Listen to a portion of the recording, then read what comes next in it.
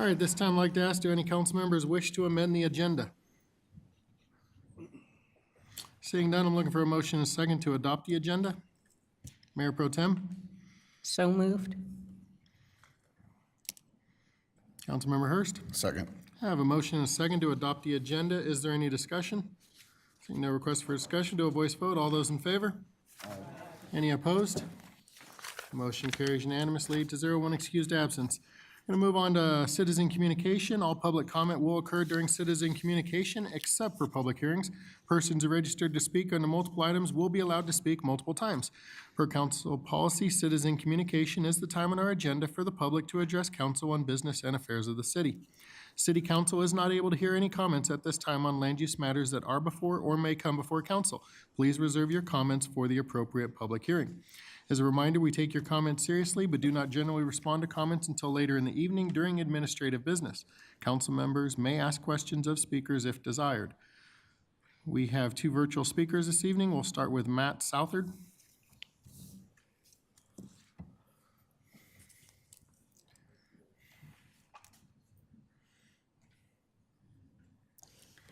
Mayor, we don't have any virtual speakers in the Zoom call right now. Okay. Ricardo Camacho is not here either. No, sir. All right, do we have any in-person speakers? Yes, Mayor, I just emailed that list to you, and I'll have one more addition real All quick. right. The first one on your list is Chanel Turner. Great, Chanel Turner.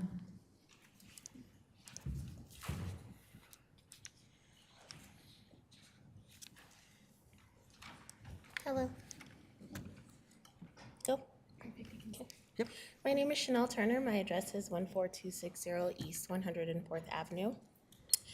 I'm a recipient of a Commerce City Housing Choice Voucher. I'm here today to share my experience of being a client with Commerce City Housing Authority for the past 4 years with you all. I'd like to start out with the event that happened February 9th, 2023, when I was notified by my leasing office that I was being evicted, and my landlord at North Range Crossings had served me with a demand for rent or possession of the unit for the amount of $7,100 due to Section 8 non-payment. The leasing management notified me of this same day that the Section 8 representative verbally told them over the phone that my voucher was terminated in September for failure to return my annual packet. I would like to note that I returned my packet in August of 2022, and myself and my landlord had been reaching out to speak with the representative of the Commerce City Housing Authority to find out my tenant portion of the rent so I could sign a new lease. We have been unable to reach a representative from Commerce City Housing Authority since September of 2022.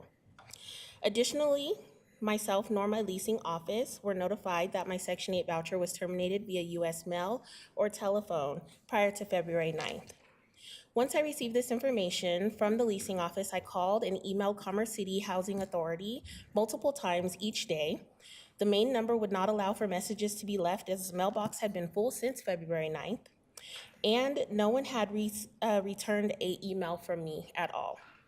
It was not until Tuesday, February 28th, after being told repeatedly by different entities that I had reached out to that they could not help me, when I became so desperate and frustrated that I reached out to Commerce City Council members in hopes that someone would be able to help me, that I finally received a phone call from Commerce City Section 8 representatives. Being unable to reach a representative or receive a phone call from someone at the Commerce City Housing Authority since August of 2022 is beyond unacceptable. It is neglectful and harmful to working families like myself. Please understand that had the amazing members of this council not helped me, it is possible that I myself and my two children, ages 14 and 4, would become homeless at no fault of our own. Just to give you a little bit about myself, I've been on Section 8 since 2016. I've used this time that I've had rental assistance to put myself through college.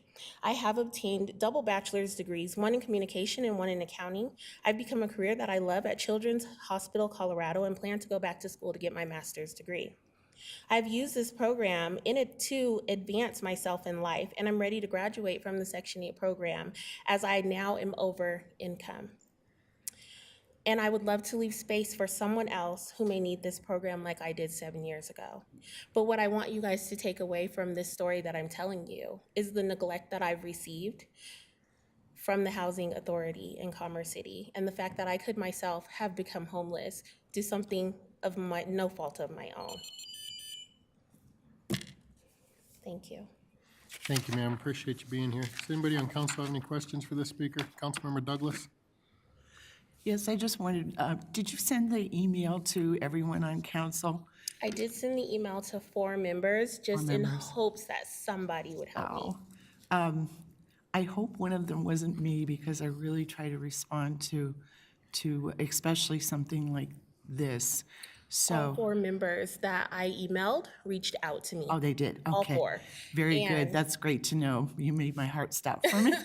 I received a phone call from Section 8 Housing Authority within 3 hours of reaching out to the members of this council after not being able to get a hold of them Very since good. September Thank of you so much for 2022. coming forward, and I know it's not easy to speak in front of the council and to make the time to do that. So thank you very much. I really you. appreciate you coming forward. Absolutely. Mayor Pro Tem? Thank you, Mayor. Thank you also, Ms. Turner. Just want to make sure, so was your problem resolved then, or is it still needing addressed? So right now, what we're waiting for is for Section 8 to make a payment on my behalf, which they said could not be done until March 15th. So once March 15th comes, then I'll know for sure what's going on. Okay, thank you. You're welcome. And if you'll reach out to us if you still have any problems, I thank you. absolutely will and appreciate you all. Thank you. Councilmember Noble? Thank you very much, Ms. Turner, for sharing your story. And I can see that your communication degree is going to great use, as well as your degree in business. You're keeping fine track of both of these things. And thank you for making the point that, you used this tool effectively, and that you wish someone else to have the same ability to use Section 8. But responsiveness is something that's really important to the City Council. So thank you for bringing this to our attention. Thank you. Councilmember Chacon? I also wanted to say thank you, and I'm sorry for you having to go through that too. I grew up in Section 8 housing, and my mom was able to get her bachelor's that way too. So your kids are watching you, in all honesty. And yes, if there are other people that are suffering from this as well, or if there's any way that we can help supplement that information to support you, please let us know. And I did receive your email. Sorry, I don't know if I responded. I think I did, but I tried. So thank you for all you do. Thank you. All right, thank you again for coming in. I know the city manager was copiously taking notes during your speech, and I know that he'll be following up to make sure that this is addressed. So thank you for bringing it you. to everybody's attention, and good luck to you. Thank you. Thank you, ma'am. All right, next is going to be Andrew Lujan. I believe he just stepped out, Mayor. Let me go see if I can grab him if you want to move on to Ashley real quick.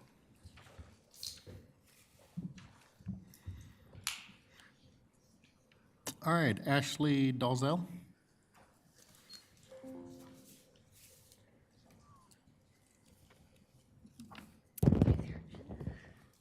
Hi, good evening. I'm Ashley Dalzell, Executive Director for Access Housing. We are at 6978 Colorado Boulevard here in Core Commerce City. This is just to give you a quick little update. Hopefully, you got a packet that I dropped off last week to the clerk to give you an idea of what Access Housing is up to these days. We have been at that location for 40 years. Come the end of this year, we have a strategic plan in place, and one of the things that we are looking to do is to grow our services from a physical capacity point of view. Today, we have on that property an 8-unit transitional housing that is run for a TANF contract that we have with the county. We are in the process to purchase the lot next door to us, which is empty, with the vision of expanding those services for transitional housing for families and young people under the age of 25.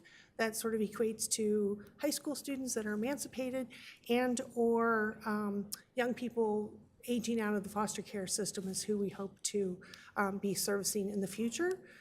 That vision is to have a tiny home village on that location, 6960, which is right next to us, through a variety of community collaborations, starting with a high school, building the tiny homes for us.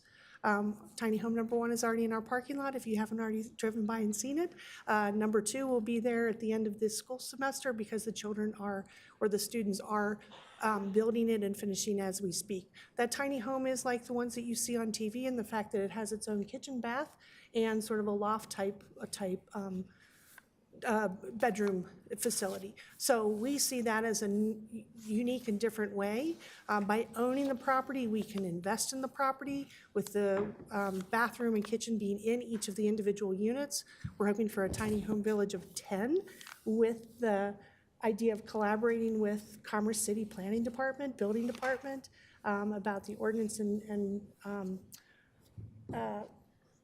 permitting that goes with tiny home. We know it's sort of a unique and different concept, but we are so excited and happy to work with not only the city planners, but also the commissioners in making sure that this is an investment in the city of Commerce City that will benefit a wide variety of individuals and the young people that need our assistance during transitional times. And hopefully our handout from last week was an interesting little bedtime read. Thank you, ma'am. Appreciate your time this evening. Does anybody on council have any questions? Councilmember Chacon?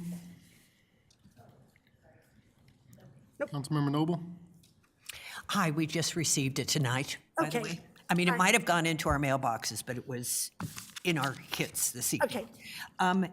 The property that you're talking about is located in Commerce City, and you have spoken to people within Commerce City about a partnership with you. Is this what you're suggesting? Yes, we've had some preliminary conversations. We finally have the means and the focus on purchasing this piece of property in Commerce City. We were looking at a wide variety in Adams County, but as of this January and sort of this even month, we have come to somewhat of an agreement with the current landowner. So we see this as definitely a high probability, if more so, to make the village a reality here in Commerce City's jurisdiction. Is this for unhoused residents? Yes, it will be.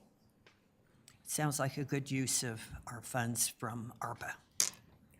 We hope so. Adams County has given us the seed money, but the project does grow in size because of the nature of the tiny homes themselves. Councilmember Douglas? Thank you, Mayor. Thank you for coming in tonight. It's great to see you again. Have you been to the Veterans Tiny Home Village? I believe there's one in Longmont. When we went to the National League of Cities Conference in Kansas City, which is much further away than Longmont, we toured that. And I haven't been to the one in Longmont, but from what I know, they're affiliated. And this Veterans Village was just amazing. And it might be something that you would want to check out before you start moving forward. And if you'd like to bring a council person along, let me know. Yes, I would love that, yes. And as we sort of identify ours, we are finding other locations that we're hoping to use either as a prototype or pick their brains and learn how they worked with their municipalities to get it done. Yes. Councilmember Chacon? With that, have you worked with the Native SOS side or reached out to Cuica Montoya in Denver? We have not worked directly with them. We have at times had similar, we have had a board member that was associated with them. And the difference between the SOS is that my understanding is those are really just almost bedrooms versus these are truly the tiny homes that you see on TV in which the plumbing and the bathroom are inside the unit. So that adds another layer of complexity to our tiny home village and also why we are starting out with owning the lot in the first place. Sweet. Yeah. Any way I can help bridge that too, because there's still successes and Yep. failures in that space, but Yeah. it's been getting a lot more successful and helpful. Yes, great, thank you. Thank you, ma'am. Appreciate you being with us this evening. Thank you. Have a good night. Looking forward to working with you. All right, lastly, Andrew Lujan.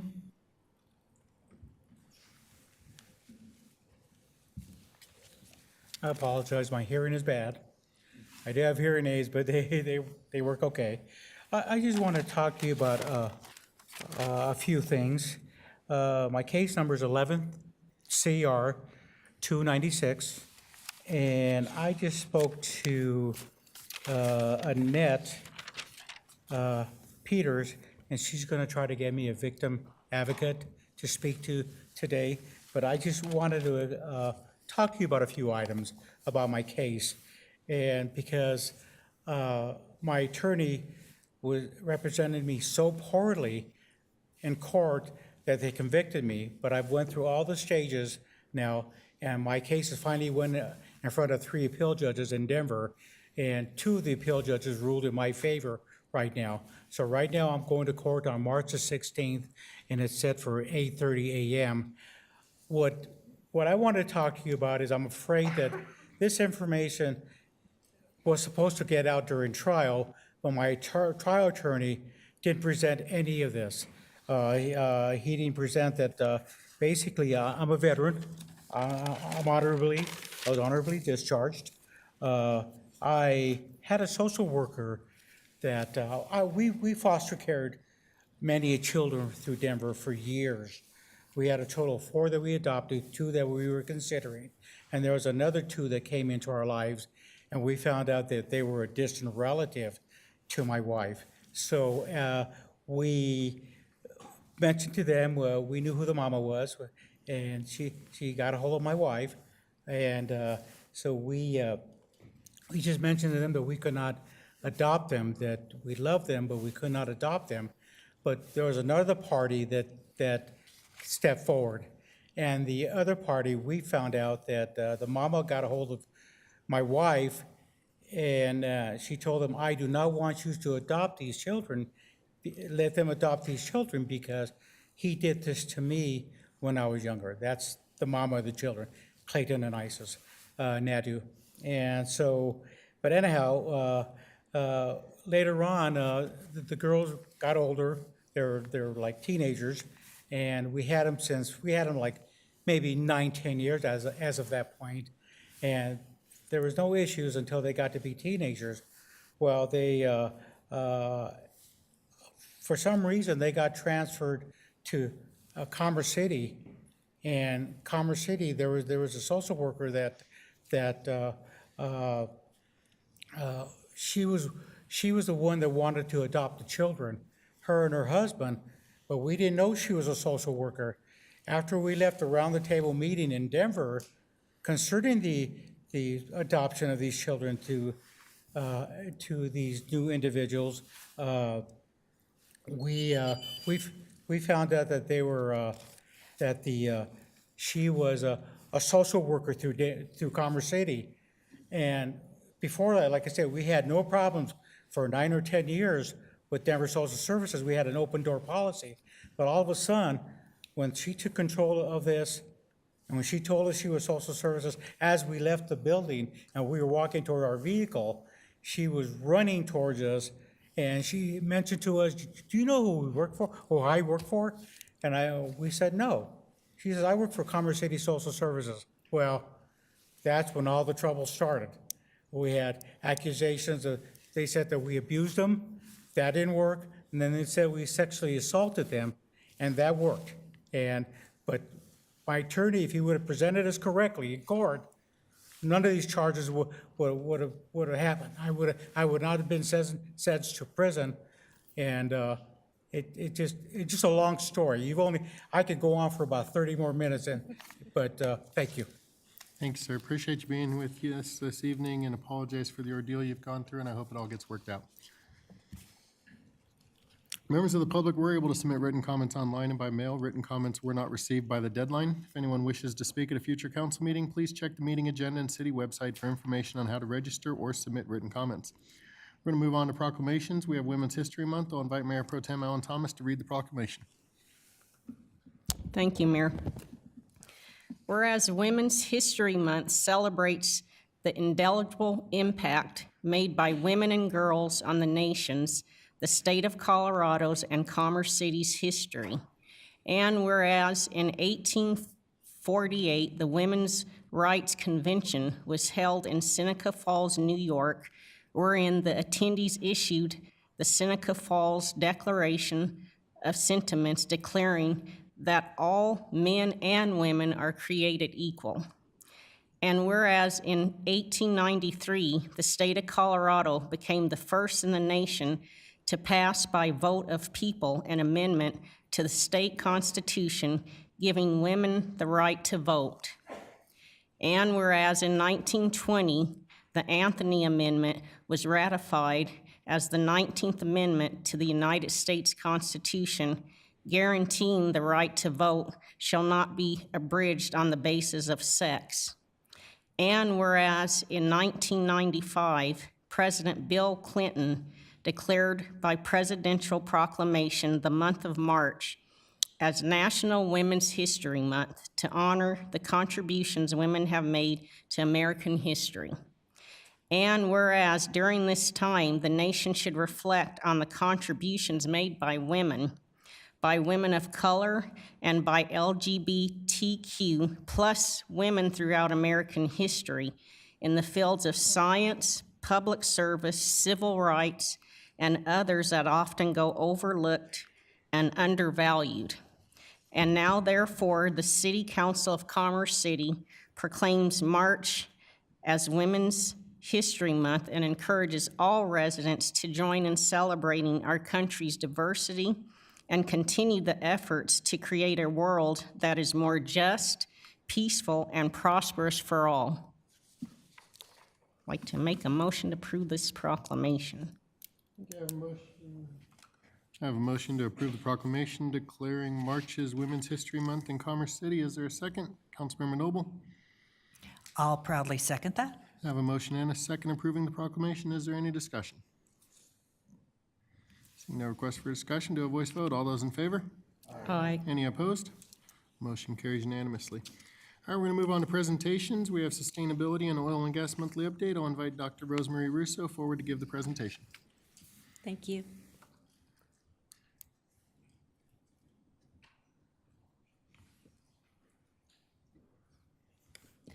I started with another one of my favorite women. So if you don't know this woman, Mathare is her name. She was the first African-American woman to win a Nobel Peace Prize for her project called the Green Belt. She was responsible for planting over 30 million trees in Africa. So we're starting with the good news, the positive side tonight. So for our sustainability update, our EPAC, we're going through interviews for new EPAC members, and we're setting our schedule for 2023. And EPAC actually has scheduled a public meeting at the Alliance Center to talk about the whole process that they went through and their recommendations. And so that'll be March 30th in Denver. I've been spending a significant amount of time on grant applications and grant awards. So the three big ones right now are the C2C, the Environmental Justice Government-to-Government grant, and then a grant we submitted last week called the Long Duration Storage Grant. That one is a very substantial grant. It's $19 million. It was endorsed by both school systems. It was endorsed by Hickenlooper, the Colorado Energy Office, the project manager for environmental justice in our state. But again, it's a national award, so it'll be very competitive. And then we're also finalizing the low impact development project. So I just want to give you a brief update on this C2C award. So that was this award by NREL. They picked, 15 different cities and counties and a tribe to really help counties and cities come up with high impact strategies to transition to cleaner energy. So part of it is looking at renewable energy, scenarios, how you can procure renewable energy. And so we meet monthly now. This is the list of winners from around the nation. Like I said, there's the Shawnee tribe from Oklahoma. There's one other city in Colorado that was awarded the grant as well, Breckenridge, and then Commerce City. So far we have had 2 workshops, and they helped us come up with our clean energy goals, which Julia had mentioned last at the study session. I know there was a lot of information at that study session, but we've developed goals for energy efficiency and then renewable energy as well. And then what we do is we talk with the modelers, the economists and the scientists from NREL, and they model for us what could happen here in Commerce City. And so one of the models that we worked on last month was they concluded that like 45% of our electricity could come from PV. So for different cities around the country, they look at what's the most economical way to get to clean energy. Okay, switching gears a little to oil and gas. We hosted a meeting with Civitas and the developers for the Pelican and Blue Jay applications. The developers and Civitas hadn't met in several months, and so we just hosted a meeting so everyone basically was on the same page. Then we also talked to the Civitas about some missing items and some data that they hadn't submitted that the city would like to see. So this isn't the comprehensive list, but some of the data that we're looking at is, where are existing pipelines, where are abandoned and plugged wells within the area. And so this is some of the information that they're getting together as part of their application.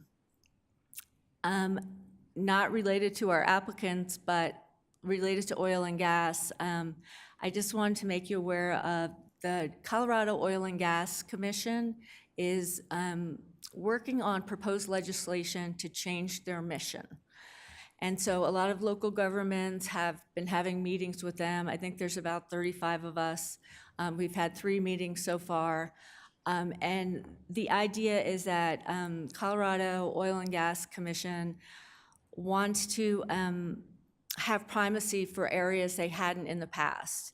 So for emerging technologies like geothermal, carbon capture, and hydrogen, their bill is going to go forward this year to say that they have primacy over that. And so the local governments are working with them in drafting that legislation. Related to oil and gas is our Suncor update. So as you asked last month, I did draft a letter. The city manager has sent me some comments, as well as a colleague of mine in the air pollution division at Denver. And so we should have that draft to you this week. Also related to that, not the person giving me comments on the letter, but there's another air specialist that I've been working with, Brendan Lawler, and he has basically taken all the exceedance data, and he's looking at against the air monitors in Denver. And so he's using our data to see if when things don't get triggered within our own community, if they get triggered in Denver. So the two of us are working together. So the latest, and I'm sorry this wasn't in your slides, but they hadn't, Suncor hadn't published their exceedances, so I will post this on the website tomorrow. But there was 3 water permit exceedances related to benzene. There were 7 air permit exceedances, and this is the period from January 15th to February 15th. None of the 7 exceedances, again, were above the health advisory limits. Most of them were related to doing this maintenance that they're doing, so it's like startup and shutdown exceedances. So that is all the information I have for this evening, but I'm happy to take questions. Thank you, ma'am. Appreciate that information. Does anybody on council have any questions? Seeing none. Councilmember Noble. Thank you very much for your report. There's a lot going on and really appreciate all of your efforts. I know how hard it is to do federal grants in particular. They're ginormous. I was contacted by a resident who had received an oil and gas mineral rights letter from Civitas. Did Civitas indicate during your meetings with them that there were any other applications that they might resubmit for areas other than Pelican or Blue Jay? No. This resident lives in the Turnberry area, and there had been 2 sites in that area, Harlow Pad to the north and then Heron Pad to the south. So I didn't have a good explanation for them as to why they received it and suggested that they call Civitas again and make certain that they hadn't made a mistake. But generally, these oil and gas operators are very diligent about who they make their offers to. I know in one of the meetings, we had asked to make sure mineral right owners were notified and asked if everything was updated, but no, they didn't express any intent to go forward with Right, anything so other than Blue Jay and. Turnberry would be too far away for directional wellbores, no matter how far they're able to go these days. It would be too far, probably 5 miles, Oh, yeah. at least 6 miles from Pelican and Blue Jay. Yeah, I think 2.5 is the max. Right, right, exactly. So it seemed to me then it would be something that would be on the west side of Commerce City as opposed to the east side. Do we know whatever happened with the Antelope Pad? Did they just disappear? Is that company even in existence anymore? I don't think so. I think they went bankrupt. Okay, all right. Sounds good. Thanks again for all of the effort. Good luck on the grant. Thanks. Councilmember Douglas? Thank you. Thank you for the presentation, and thank you for all of the hard work that you have been obviously putting in. I also wanted to congratulate you and Commerce City for being selected as one of the, looks like there's probably about 9 cities that were selected from across the country, and it's called a cohort, is that? The cohort is just the, the group of us. So it's called C2C. It's That's clean- the C2C. Yeah, Clean Energy to Communities. Oh, wonderful. So. That is fantastic. Really good work on that.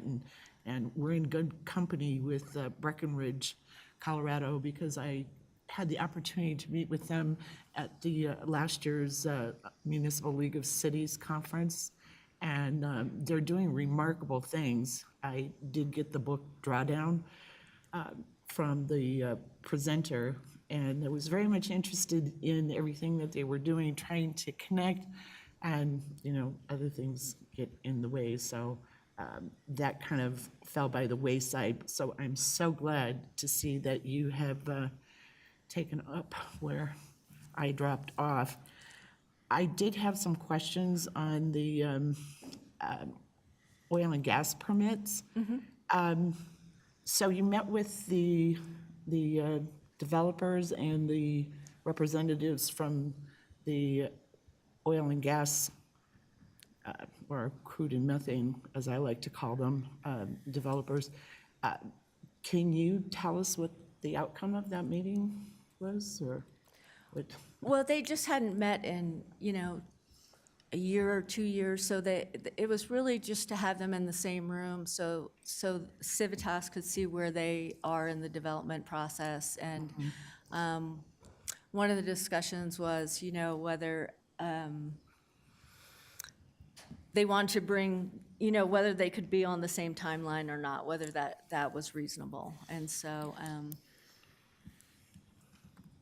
that was the basic goal of the meeting. And Right. So I understand that one is an 18-well pad site and the other one is 28. Does anyone know where the water's coming from to frack these wells? it is not coming from South Adams County. We know that for production. And could you also find out about how much water is going to be taken to frack those wells? I'm sure that's not something that you have right now, but if you could find that out, I would really appreciate it. I would like to find out what the water source is. And Yeah, I that- hope they're not tapping into our aquifers that we sit on top of. That would not be good. My last one is regarding the COGCC mission. Didn't they just recently revise their mission to coincide with the Senate Bill 181? So Yeah. they moved from fostering to protecting health, safety, and welfare. Yeah, so that was the last change in their mission, but this is them initiating a change themselves, because they are trying to make Colorado more open to innovative technologies like carbon capture. I've heard about that. And so the discussions so far are about the safety and the different kind of pipelines you need for hydrogen. And, you know, this carbon capture is very new, and so there's not a lot of pilots. There's one in North Dakota, and then there was one in Illinois. And so really the local governments are involved in terms of public health issues.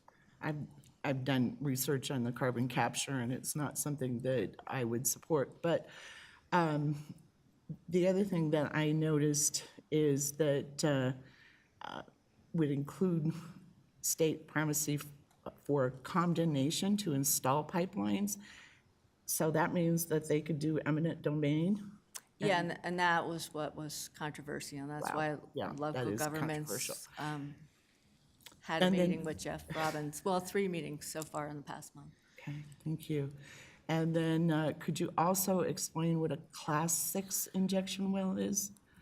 And maybe explain what an injection well is to some of the others who might not be familiar with this as I am. So an injection well is just, say you have some processed waste, and it's a method that sometimes they'll take processed waste and put it down in the well, and that's their storage solution. And so, you know, EPA has always regulated that. So, you know, the discussion was, you know, maybe the Colorado Oil and Gas should have primacy over that. And so the discussions are with the Division of Wildlife and with EPA and with local governments. And what's the distinction of it being a Class 6? Do you know what that is? There's like a 1 through 6, and it's different kind of chemicals are allowed in different, you know, different structures, and then they have to, depending on what kind of chemical it is, they have to be built differently. So they, you know, it's more about the integrity and, you know, is it more likely to have like air emissions or like water emissions? If it's solid, then they don't have to worry about certain things. So it's sort of a way to think about different waste types. Yeah, so it's similar to what they did on the Rocky Mountain Arsenal back in the 60s that resulted in earthquakes. So, all right, well, thank you very much for the answers, and we really appreciate all of your hard work. Thank you. You're welcome. Mayor Pro Tem? Thank you, Mayor, and thank you, Dr. Russo, again for all you're doing. But had a few questions. You mentioned in the presentation when Suncor has exceedances, does anyone else, like does the health department monitor the exceedances as well, or is it just Suncor? Suncor reports them, and then CDPHE, the state, does the monitoring. Okay, and do you know, is there anyone in Commerce City that also checks the water, or is it just the state? It's just the state. We have a draft agreement with the Adams County Health Department, so we do some work with them as well.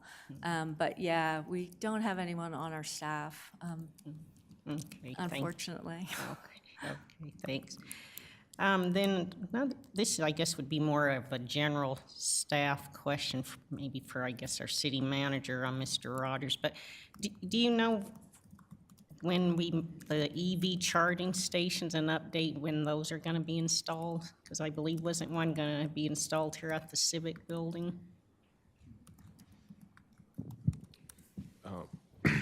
Thank you, ma'am. I'd have to defer to our Public Works team to see where we're at in the process with that. It was my understanding that one location was going to be at the Municipal Service Center, not the Civic Center, which is where our Public Works facility is at. In addition, I believe our Eagle Point Recreation Center. Well, I know for sure one is going at the Municipal Service Center. Yes, that's correct. But do you know when? That process that went out for bid. We're waiting to get bids back on that. So that should probably happen in late spring, early summer timeframe. Okay, thank you. Yeah, because I know a lot of people continue to ask about those, so I just wanted an update on that. Thank you. And then also on slide 7, Dr. Russo mentioned like electricity on there, so I was just curious also.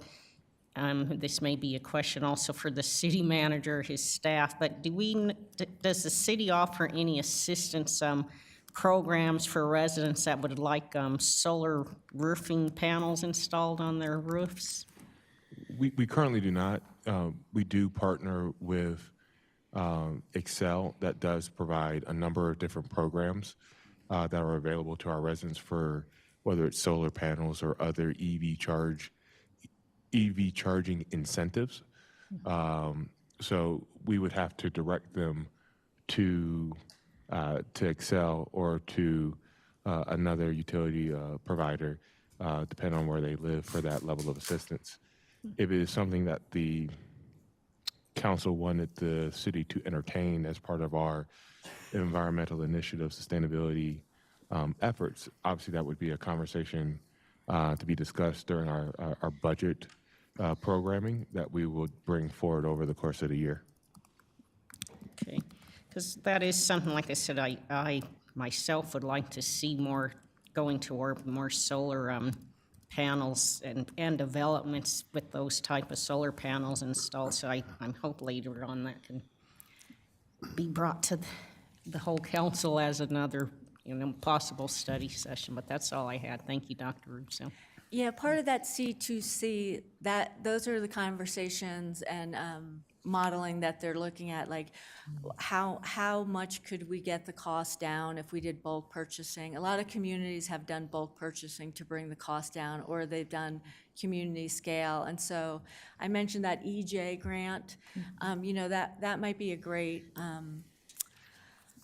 project to put forward for the EJ grant. I mean, we could do it on a brownfield, we could do it near one of the affordable housing developments, and so that's another opportunity for funding it. Okay, thank you. So we are currently working on that grant, or we would have to request that?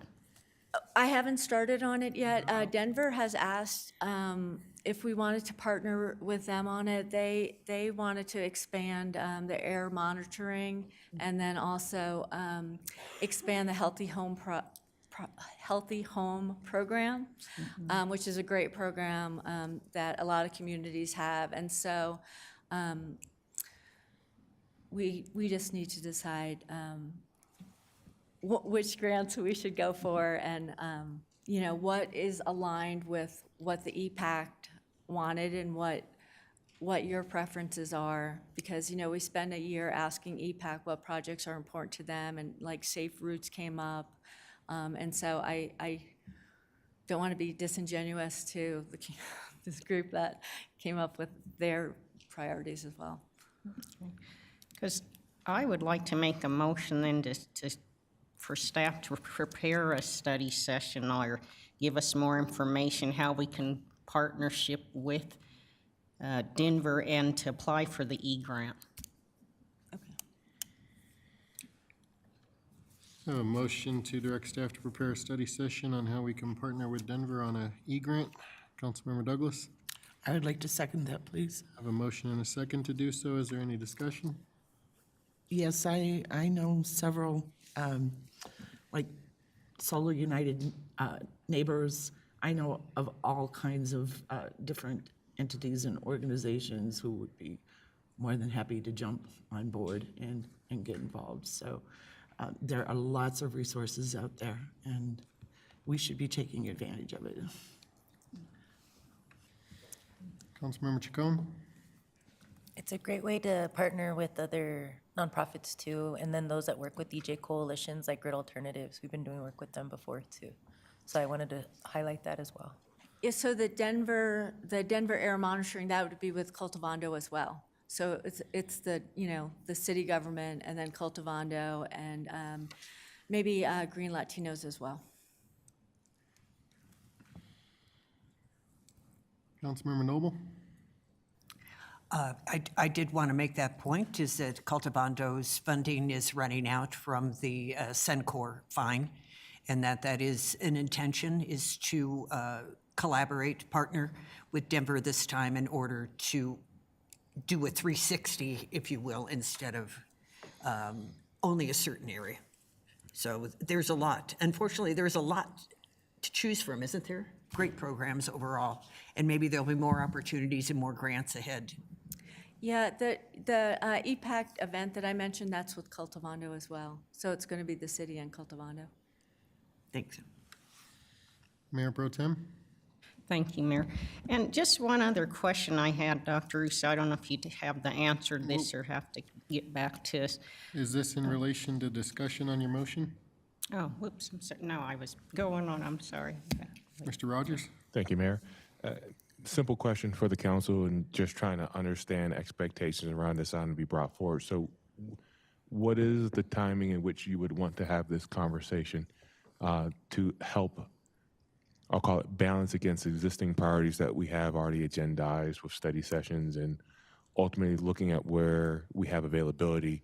We start to look at the end of April, the beginning of May at the earliest, knowing that there are other items that may come out of upcoming meetings and discussions about presentations.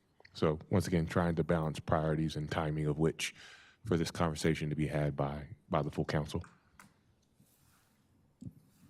Well, I would like it as soon as possible, but if it has to wait till April, that's fine, because I do think this is an important topic, and it could save, like I said, the environment and people's utility bill as well. The EJ Government to Government grant is due April 4th. April 4th. Thank you. So to make it in time for the grant, then. Councilmember Noble? Just so we understand, when you have a grant that you can apply for, there are parameters for that grant, right? And they indicate what it is that they're interested in. There may be partnerships that are actually more beneficial than certain other partnerships, and together you have more power and are potentially more likely to win that grant.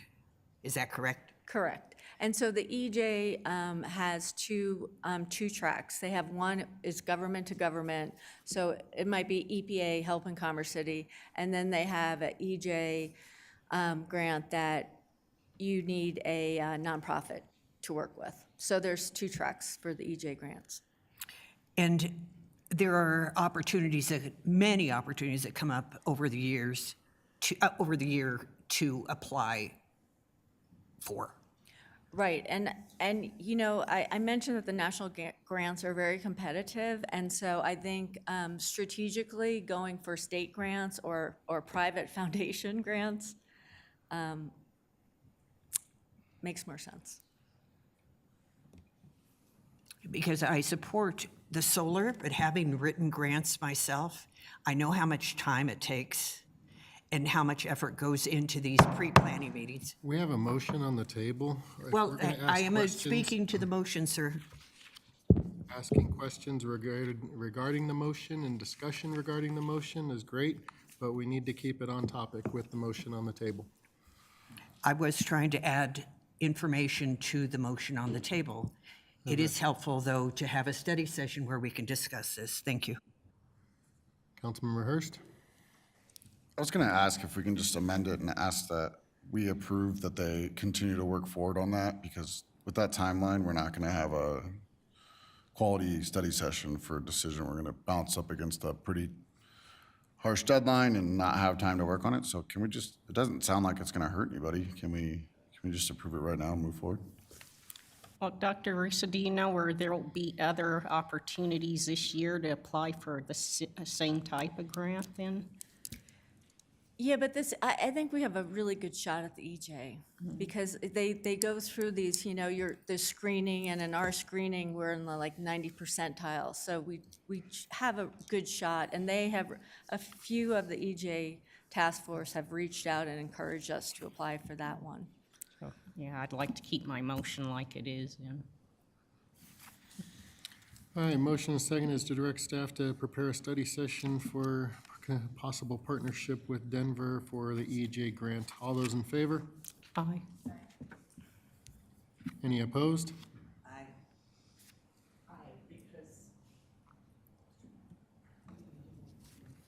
Once again, all those in favor of the motion and second? said in favor, right? In favor? Aye. All those opposed? Aye. I believe that's 2-6, Mayor Pro Tem and Councilmember Madera to everybody else's nays. Okay. All right, motion fails 3 to 5. All right, is there any other questions for Dr. Russo? Yes, I had another. Yes. Mayor Pro Tem? I'm sorry, Mr. Rogers, does he has his hand up? So given that that motion failed, and I think we heard, I'll call it an alternative solution that where we were going to go, I would say that in some sense, given that this is where we are heading down this path of sustainability and other practices, that operationally we can continue to move forward on a number of different matters and provide updates to you as we deem effective and as appropriate on this matter, because we will have to also look at other aspects in addition with our city attorney, and our city attorney may have some additional information to share. But I would say for these things as they come up, I think we can look at keeping a running list of opportunities, present those running opportunities to you, how we are approaching it, and whether or not on certain aspects, if we may need to rely on a letter of support from our elected officials and being able to advance those efforts, or if there's something that does catch your attention well in advance of that deadline, that we can take those necessary steps to engage with you on those matters. Thank you, sir, appreciate that. All right, we're gonna, thank you, ma'am, appreciate your time this evening. We're gonna move on to notice council business. Excuse me, may I be called on? I want to clarify, the reason that I voted no is because I don't want to wait for a study session to move forward on this. And if we have to wait for a study session to move forward on the grants, it was not amended, and that's why I voted no. I'm sorry I had to have that go on the record, please. Mayor Pro Tem? Yeah, and Dr. Russo, I just had one other question. In other cities I seen throughout Colorado, they have in restaurants and businesses like a 3-section trash can that is labeled garbage, recycle, and compost. Do you know, are there grants available to make that happen in Commerce City? There are grants available for that. Okay, because if we can, I mean, I think eventually it'd be nice if we could get information on that as well, or how, I mean, that's Yeah, just that's a more question, information. actually one of the most common questions I get from the public about more information about composting. And the communications team and I are meeting tomorrow to really revamp the sustainability page, so at least more information and rebates can get up there about items like recycling and composting. All right, okay, great, thank you. All right, thank you again, ma'am, appreciate your time and your report again. Mr. Mayor, I have my hand raised also. You've already spoken once, we're gonna move on to noticed council business. If I you wanted have- to make a motion, Mr. If you have something you would like to bring up, please do so during administrative council business. Our time for this agenda item is over. We are moving on to noticed council business. Thank you. Moving on to noticed council business, Councilmember Noble, you may introduce your item. Thank you very much, Mr. Mayor. My item is campaign finance transparency reporting. This just increases the number of campaign finance reporting for our elections, our municipal elections every 2 years. I'm requesting that the council approve the city attorney and city clerk proposing new dates that would put reporting also closer to the election and occur monthly.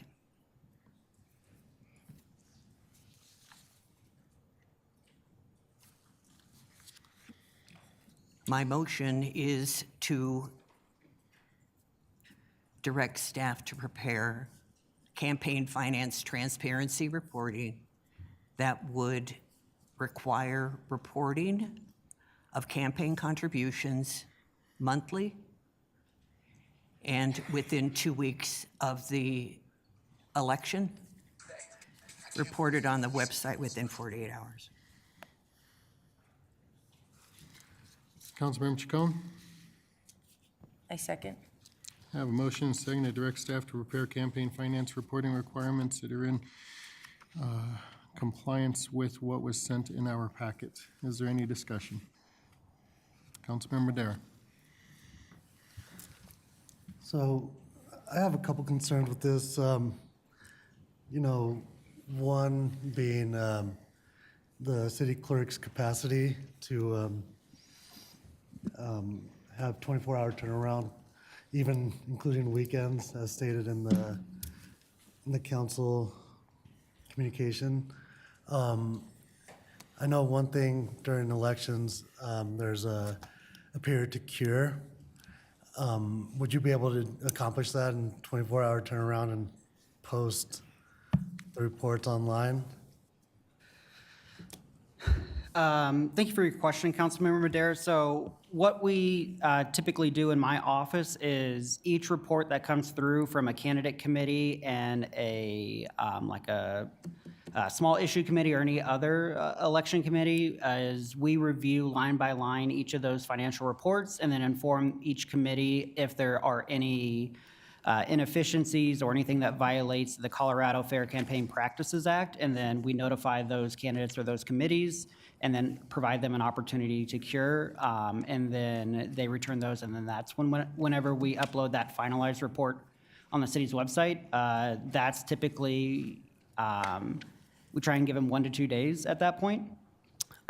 If council wanted to move forward with a shorter turnaround time, we would not review those reports. Council passed ordinance, I think it was 2328 back in 2020, to provide for a third-party campaign finance violation procedure where somebody can submit a report alleging violations of the Fair Campaign Practices Act against a candidate or committee.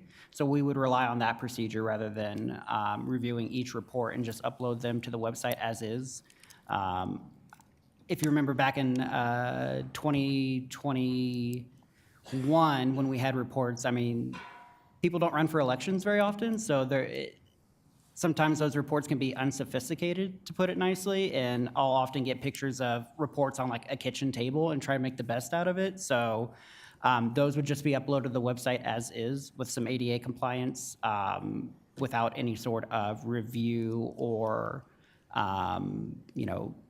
notice to those candidates or those committees, that we've gone through the report and they need to fix certain things. We would rely on somebody from the outside reviewing those and then submitting a violation to my office and then work through that process to get those reports cured, or if a violation occurred, go through a hearing. Yeah, and I think, that's my other concern is overcomplicating this. A lot of this reporting, like you said, is, unsophisticated, a lot of time, handwritten and turned in, and I just don't want to, scare people away from running for election, because, at the end of the day, it's people from the community that, from all walks of life, and, I think everyone should have a chance to run, so I just don't want to overcomplicate it. I think I won't be supporting this motion because I think we need to have discussion instead of just putting something forward and get, everyone's input on a resolution and, the points that we need added for campaign financing. Just to piggyback off that, if I may, Mayor, may seem like a long time away, but packet pickups are in, 5 months. So if council wanted to move forward with a study session and then draft an ordinance, we're getting fairly close to election season, and my office needs to have ready a election calendar and a election plan and candidate guide for the city's website and for candidates to help them through the process. So if council wants to move forward with an ordinance, it's going to be very close to election season. So that's my one concern. And then, like you said, the including weekends, I enjoy a work-life balance, and I can't commit myself or my staff to that kind of requirement at this point.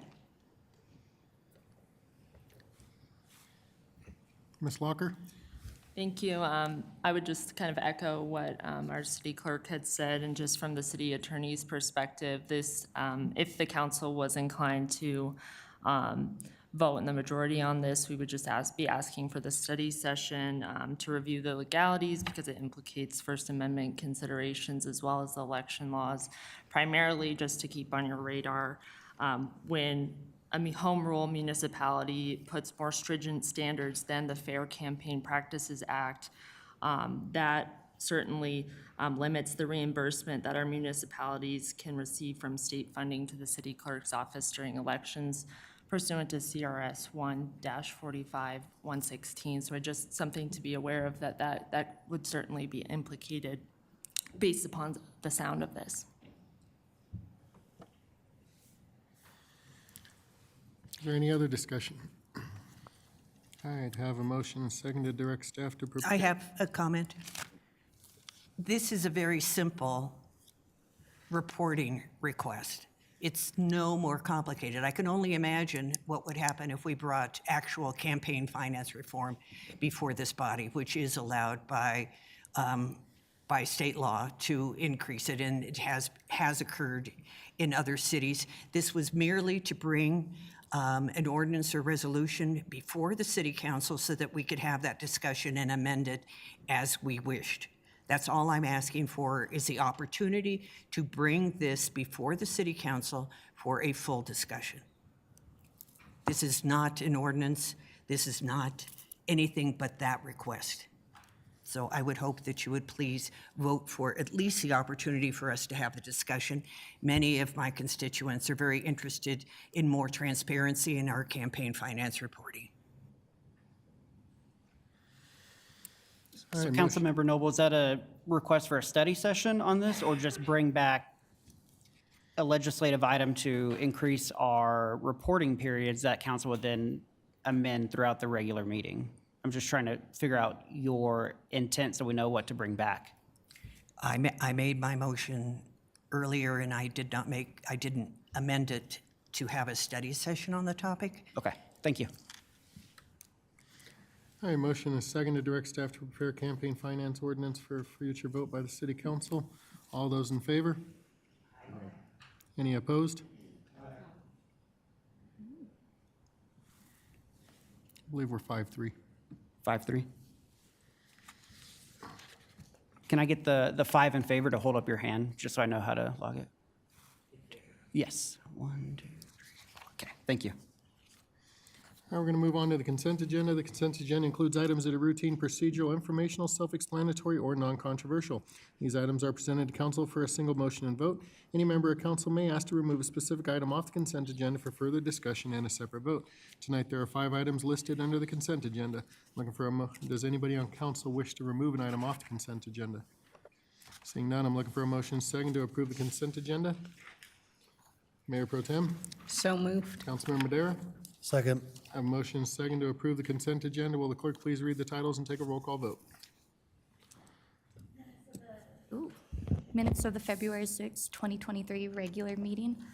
Resolution 2023-006, a resolution authorizing the city manager to negotiate a crossing surface agreement with BNSF Railway Company for the reconstruction of the 96th Avenue crossing. Resolution 2023-24, a resolution authorizing award of a contract for Buffalo Run drainage project to Green One Industries Incorporated. Resolution 2023-38, a resolution appointing Sarah L. Geiger as interim city attorney and approving an interim employment agreement. Ordinance 2460, an ordinance amending Article 2 of Chapter 3 of the Commerce City Revised Municipal Code to fix errors created by amendments that inadvertently omitted fines for certain code violations and reenacts penalties associated with oil and gas operations, weeds, and property maintenance violations. Your vote is open.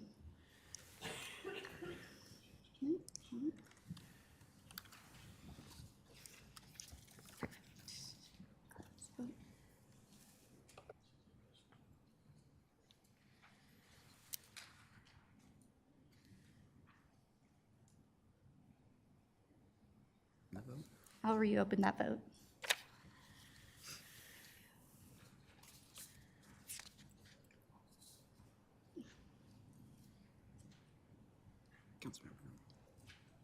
Councilmember Noble, would you vote? Perfect, there we go.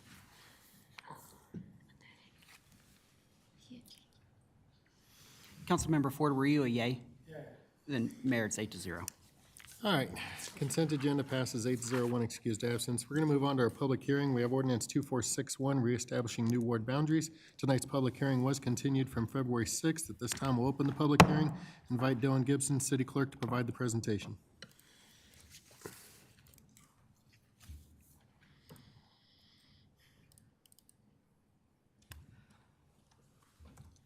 All right, good evening, Honorable Mayor, Mayor Pro Tem, and members of City Council. Tonight, we have your final redistricting plan. We're going to review the two final plan options that we put together after council comment and public input. Oh, Brittany, if you can switch me over to the witness. Thank you. So council held a public hearing on February 6, 2023. The majority of council expressed favorable views of plans 2 and 3. There's a comment to consider metropolitan district boundaries as communities of interest. And we posted the 5 draft plans on the city's website with a deadline of February 21st for written comments, and no written comments were received by the public within that timeframe. So we've got 2 options here for council to consider tonight as your final redistricting plan. Option A combines plans 2 and 3 by shifting Ward 3 and 4 boundary to be along Second Creek, but it splits the metropolitan districts, which was a comment that council wanted to consider as part of the ward boundaries.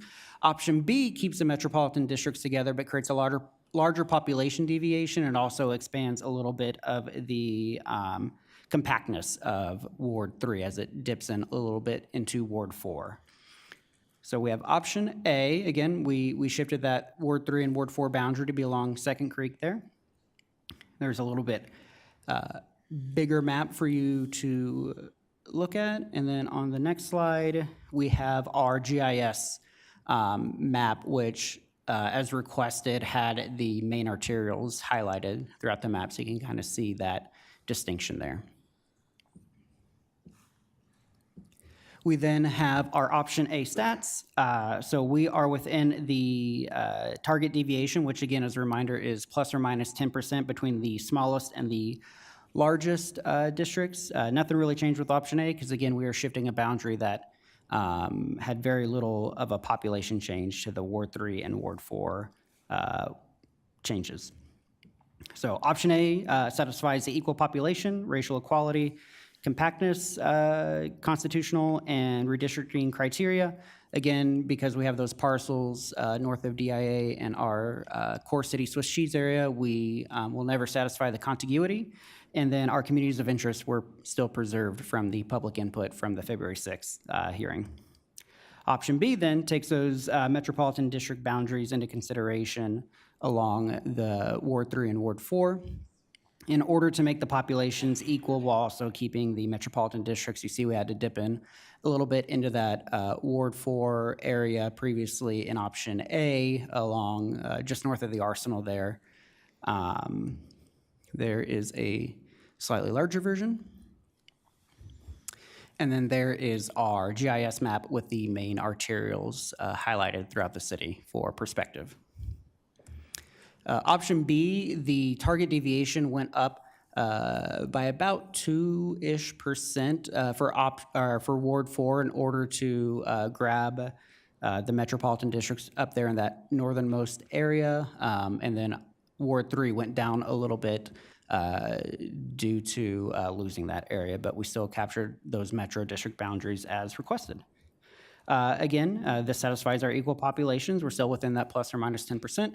Racial equality is preserved. Compactness, contiguity, again, our city won't satisfy until we are full built out. And then communities of interest were preserved as well. So for feedback, we need council to decide whether or not you want to adopt option A or option B as your final redistricting plan. Tonight you have your introduction and approval on first reading once you determine which plan you want to adopt. Second reading and final reading will be on April 3rd. I will then send the final maps to the county for the 2023 election, and then we will work with community relations on public education and connected and on social media. and working to identify those impacted parcels between the wards that we have now and the wards that council will adopt tonight, and sending targeted mailings to those voters in those areas so they are aware that their ward has changed before the November 2023 election. And with that, I am happy to answer any questions. Other than that, thank you all. This has been the most fun project I've had to work on since I've been at the city. It's been very fulfilling, and I'm glad to see it through. Thank you very much. Mayor Pro Tem. Thank you, Dylan, for the presentation. I was just trying to clarify because I'm confused. Before they were presented in numbers like or option 1, 2, so is it now A, B, C with the same? So these are your final maps. The first plans that we presented were draft maps for you all to narrow down. You all narrowed it down to option, some sort of combination between 2 and 3 with also a consideration of metropolitan districts. So we made option A to be the combination of 2 and 3 where Ward 3 and Ward 4 are split along Second Creek. And then option B is that consideration of the metropolitan district boundaries into that final map while also taking that Second Creek boundary into consideration. So we've kind of narrowed it down based on the public hearing from February 6th into those 2 final options for you to consider. Oh, okay, thank you. Councilmember Noble. Thank you, Dylan, for all the hard work, and thank you for your efforts in implementing the suggestions that we made at the last meeting. That's very much appreciated. Were there any changes to 1 or 2? There were not. We didn't have to touch those for either option A, which again, that was that Second Creek boundary, and then option B for the metropolitan districts. I thought I had it open, but the metropolitan district that I got from Mr. Borgeli, shout out to him, did not have any metropolitan districts where we had to divide or change the boundary of 1 and 2. Okay. And I have looked at these closely and gone back and forth because, of course, it has an impact on both Wards 3 and Wards 4.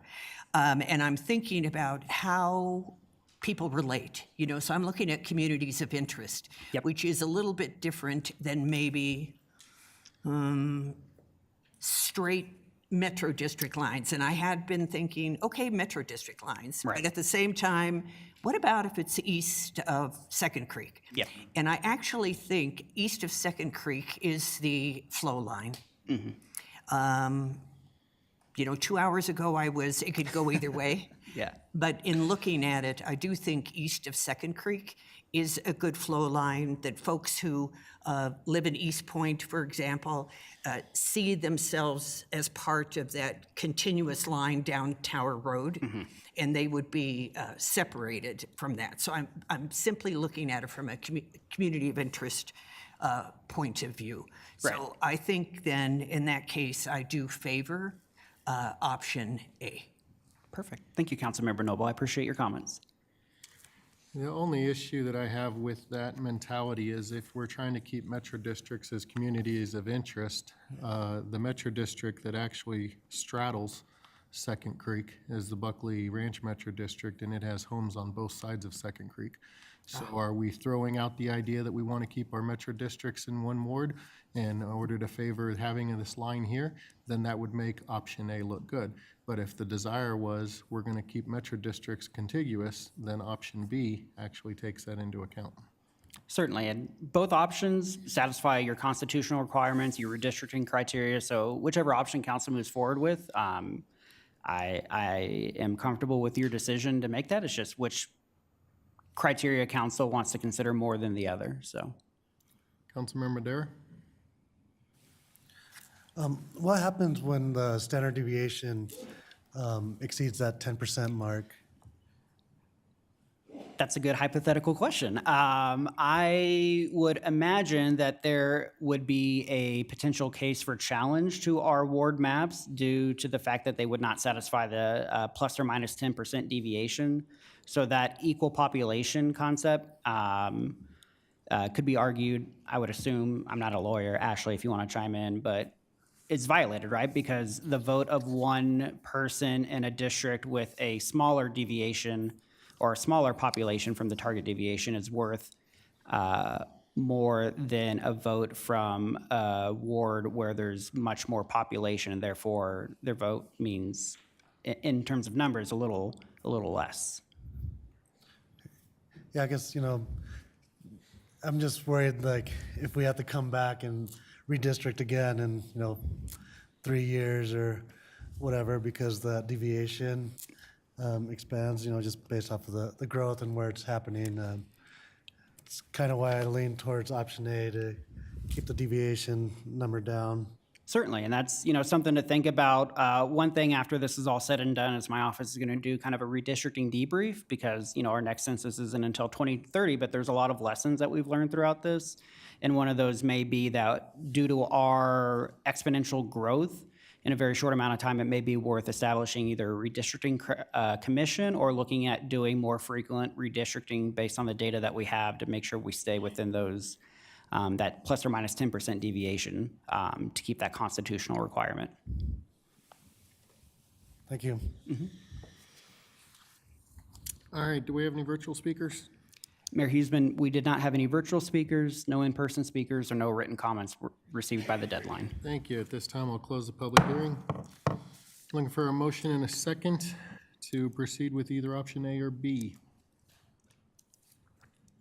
Councilmember Dara. Move to approve option A. Have a motion to approve option A. Is there a second? Councilmember Noble. I'll second that. Have a motion and a second to approve option A as the final redistricting plan. Is there any discussion? Councilmember Noble. Councilmember Hurst.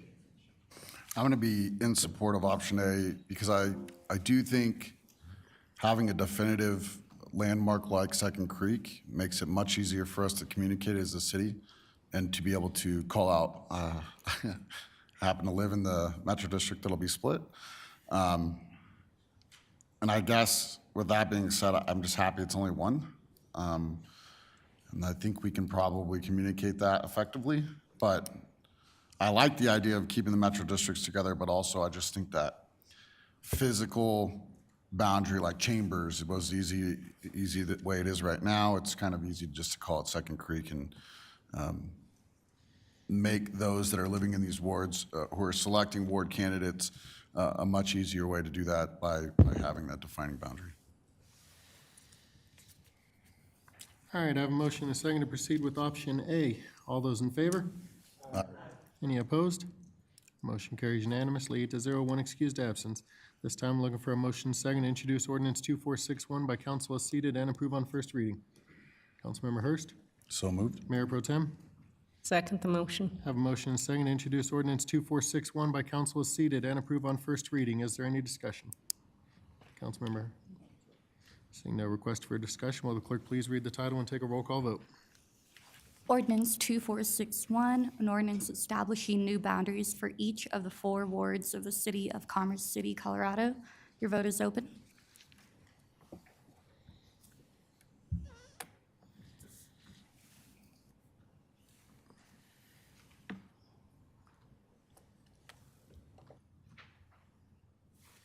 Motion carries unanimously, 8-0, one excused absence. This time, we're going to move on to ordinances on first reading. We have ordinance 2471, amending senior commission powers and duties. Does anyone on council have any questions for staff? Seeing none, I'm looking for a motion and a second to introduce ordinance 2471 by council as seated and approve on first reading. Mayor Pro Tem. So moved. Councilmember Noble. I'll second that. I have a motion and a second to introduce ordinance 2471 by council as seated and approve on first reading. Is there any discussion? Councilmember Noble.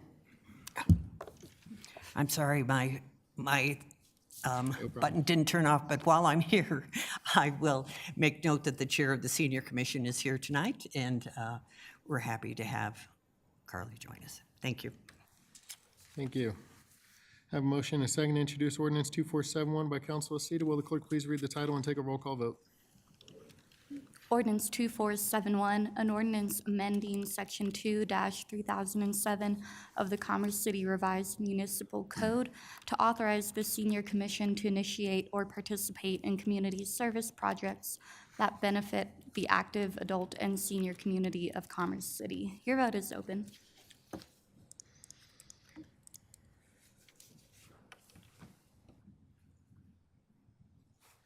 Motion carries unanimously, 8-0, one excused absence. Thank you, Ms. Plummer, for being here. We're going to move on to ordinances on second reading. I have ordinance 2390. This ordinance was approved unanimously. However, staff has identified a need to amend the ordinance before passage on second and final reading. Do any council members have any questions for staff? Seeing none, I'm looking for a motion and a second to amend the ordinance to provide for an effective date of May 1, 2023, and strike the fourth whereas clause and replace it with the whereas clause which reads, whereas the city desires to internalize part of the fee costs for commercial development in commercial districts in order to promote such development, which will not increase or affect in any way other fees amounts in the city. Mayor Pro Tem, So moved. Councilmember Madera. Second. I have a motion and a second to amend ordinance 2390 as stated. Is there any discussion? Seeing no request for discussion, we'll do a voice vote. All those in favor? Any opposed? Motion carries unanimously. I'm now looking for a motion and a second to approve ordinance 2390 on second and final reading. Mayor Pro Tem, So moved. Councilmember Madera. Second. I have a motion and a second to approve ordinance 2390 on second and final reading as amended. Is there any discussion? Seeing no request for discussion, will the clerk please read the title and take a roll call vote? Ordinance 2390, an ordinance amending the Land Development Code of the City of Commerce City by updating the road impact fees based on the recent impact fees study. Your vote is open.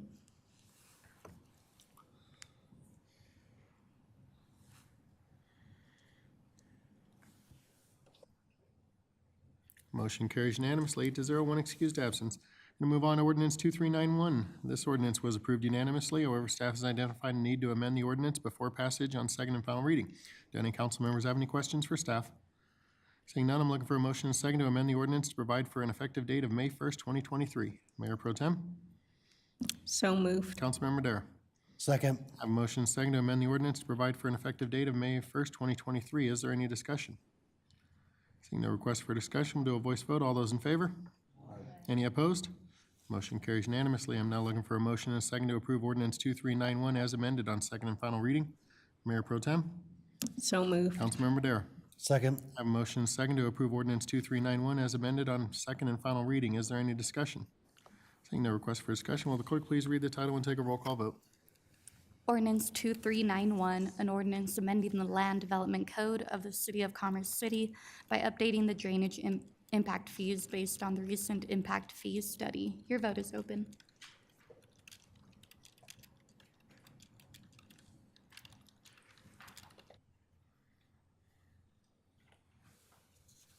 Motion carries unanimously, 8-0, one excused absence. We're going to move on to resolutions. I have Resolution 2023-019, amending the Director of Fees and Charges. Do any council members have any questions for staff? Seeing none, I'm looking for a motion and a second to adopt Resolution 2023-019. Mayor Pro Tem, So moved. Councilmember Madera. Second. I have a motion and a second to adopt Resolution 2023-019. Is there any discussion? Seeing no request for discussion, will the clerk please read the title? Resolution 2023-19, a resolution amending and adopting a revised directory of city fees and charges, specifically modifying road impact fees and drainage impact fees. Thank you. I have a motion and a second to adopt Resolution 2023-019. The title has been read. All those in favor? Any opposed? Motion carries unanimously. 8-0, one excused absence.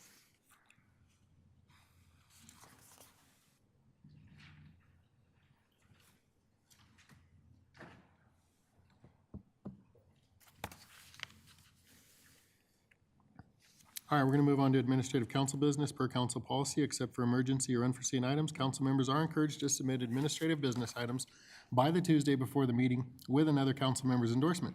Do any council members have administrative business items of an emergency or unforeseen circumstance? Mayor Pro Tem. Thank you, Mayor. I was contacted by several residents that are living in the Greyhound Park community, and they brought it to my attention that they've lived there since December and haven't been receiving their mail. They have to go to the post office every day to get their mail, and some of them don't even have transportation. So I'm wanting staff to look into this to find out why and reach out to the postal master, why those residents there are not receiving their mail. And then Yes, ma'am. Thank you. And then another request that I have is I would like to make a motion to direct staff into looking into the grants to get the 3 trash can containers to install in businesses and restaurants, and look into a study session and grants, how that can be approved. I have a motion directing staff to explore any grant opportunities to have the separating trash cans installed in Commerce City restaurants and businesses. Is there a second? Councilmember Douglas? I'd like to second that, please. I have a motion and a second. Is there any discussion? Seeing no request for discussion, do a voice vote. All those in favor signify by saying aye. Aye. Any opposed? Motion carries unanimously 8-0, 1 excused absence. Did you have any other items, Mayor Pro Tem? No, thank you, Mayor. Thank you. Councilmember Hurst. I was just trying to get a motion back on the floor to push forward with the grant opportunity that we discussed earlier, just to approve it tonight, and allow that partnership with Denver to kind of move forward and see where it goes. Have a motion to direct staff to pursue the grant application that was discussed earlier during the Sustainability and Oil and Gas Monthly presentation. Is there a second? Councilmember Douglas? Yes, I'd like to second that, please. Have a motion and a second directing staff to pursue that grant in partnership with Denver. Is there any discussion? Seeing no request for discussion, do a voice vote. All those in favor? Any opposed? Motion carries unanimously. Did you have another item, Councilmember Hurst? Thank you. Councilmember Noble? Thank you very much. I wanted to, earlier in the evening, to make a motion that we hold a study session on discussing environmental project priorities so that we could, as a council, have an in-depth discussion regarding the sustainability plan that was put before us, as well as the ideas that have been offered this evening. So my motion is a study session on environmental projects, strategies, and priorities.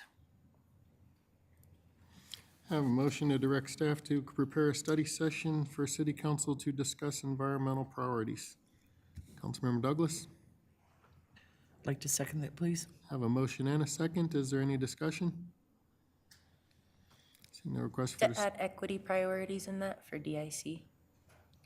I will, if that's an amendment, I'll accept it. Yeah, please, if you can add an amendment to it. Councilmember Chacon? Just to add an amendment of equity priorities for disproportionately impacted communities. I have a motion to amend the motion to add a discussion on equitable priorities.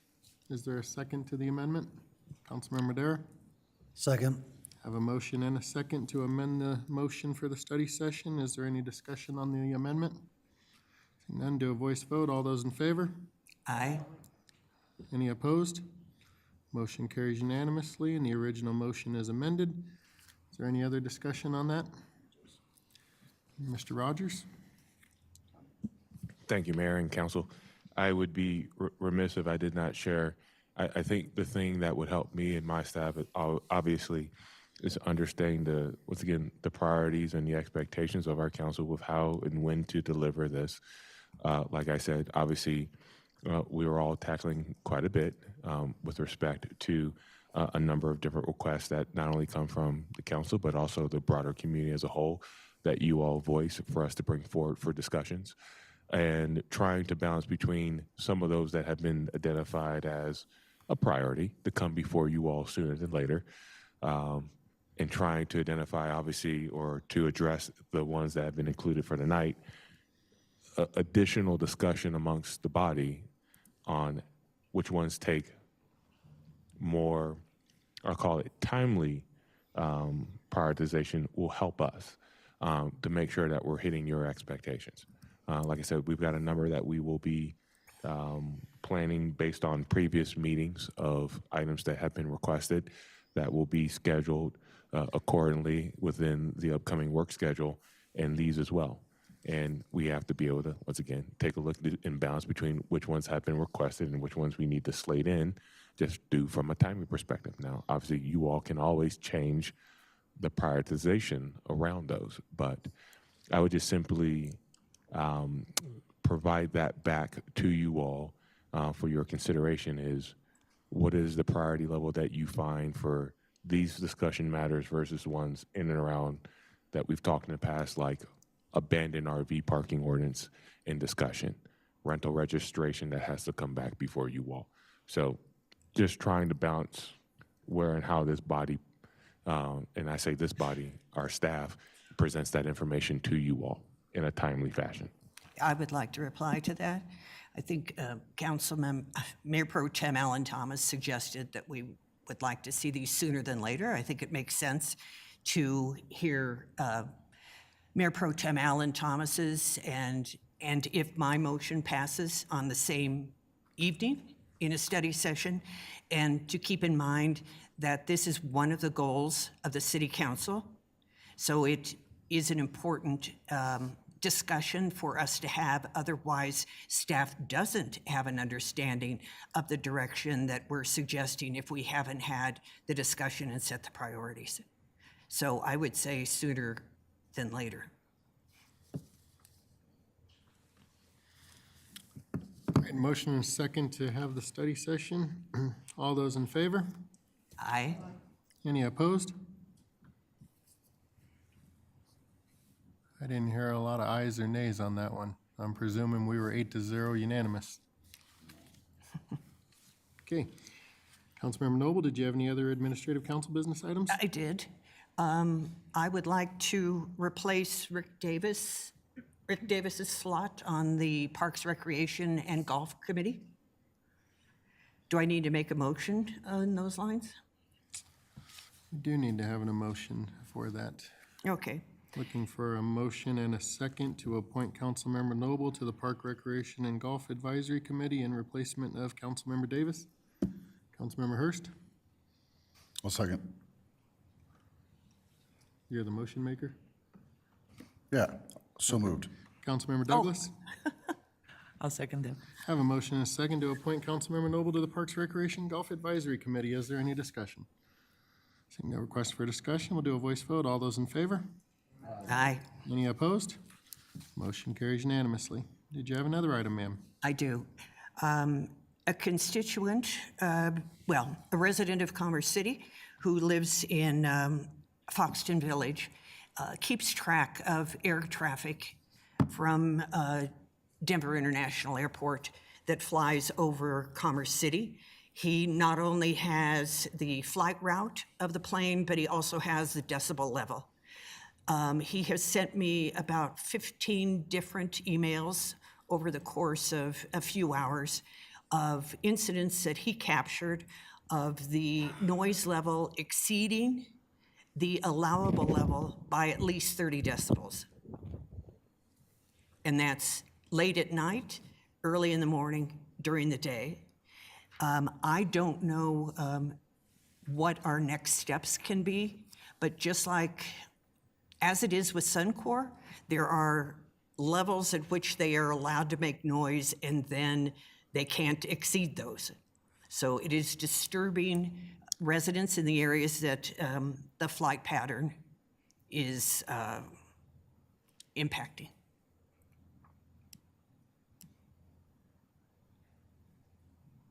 So it's a question for staff, I guess.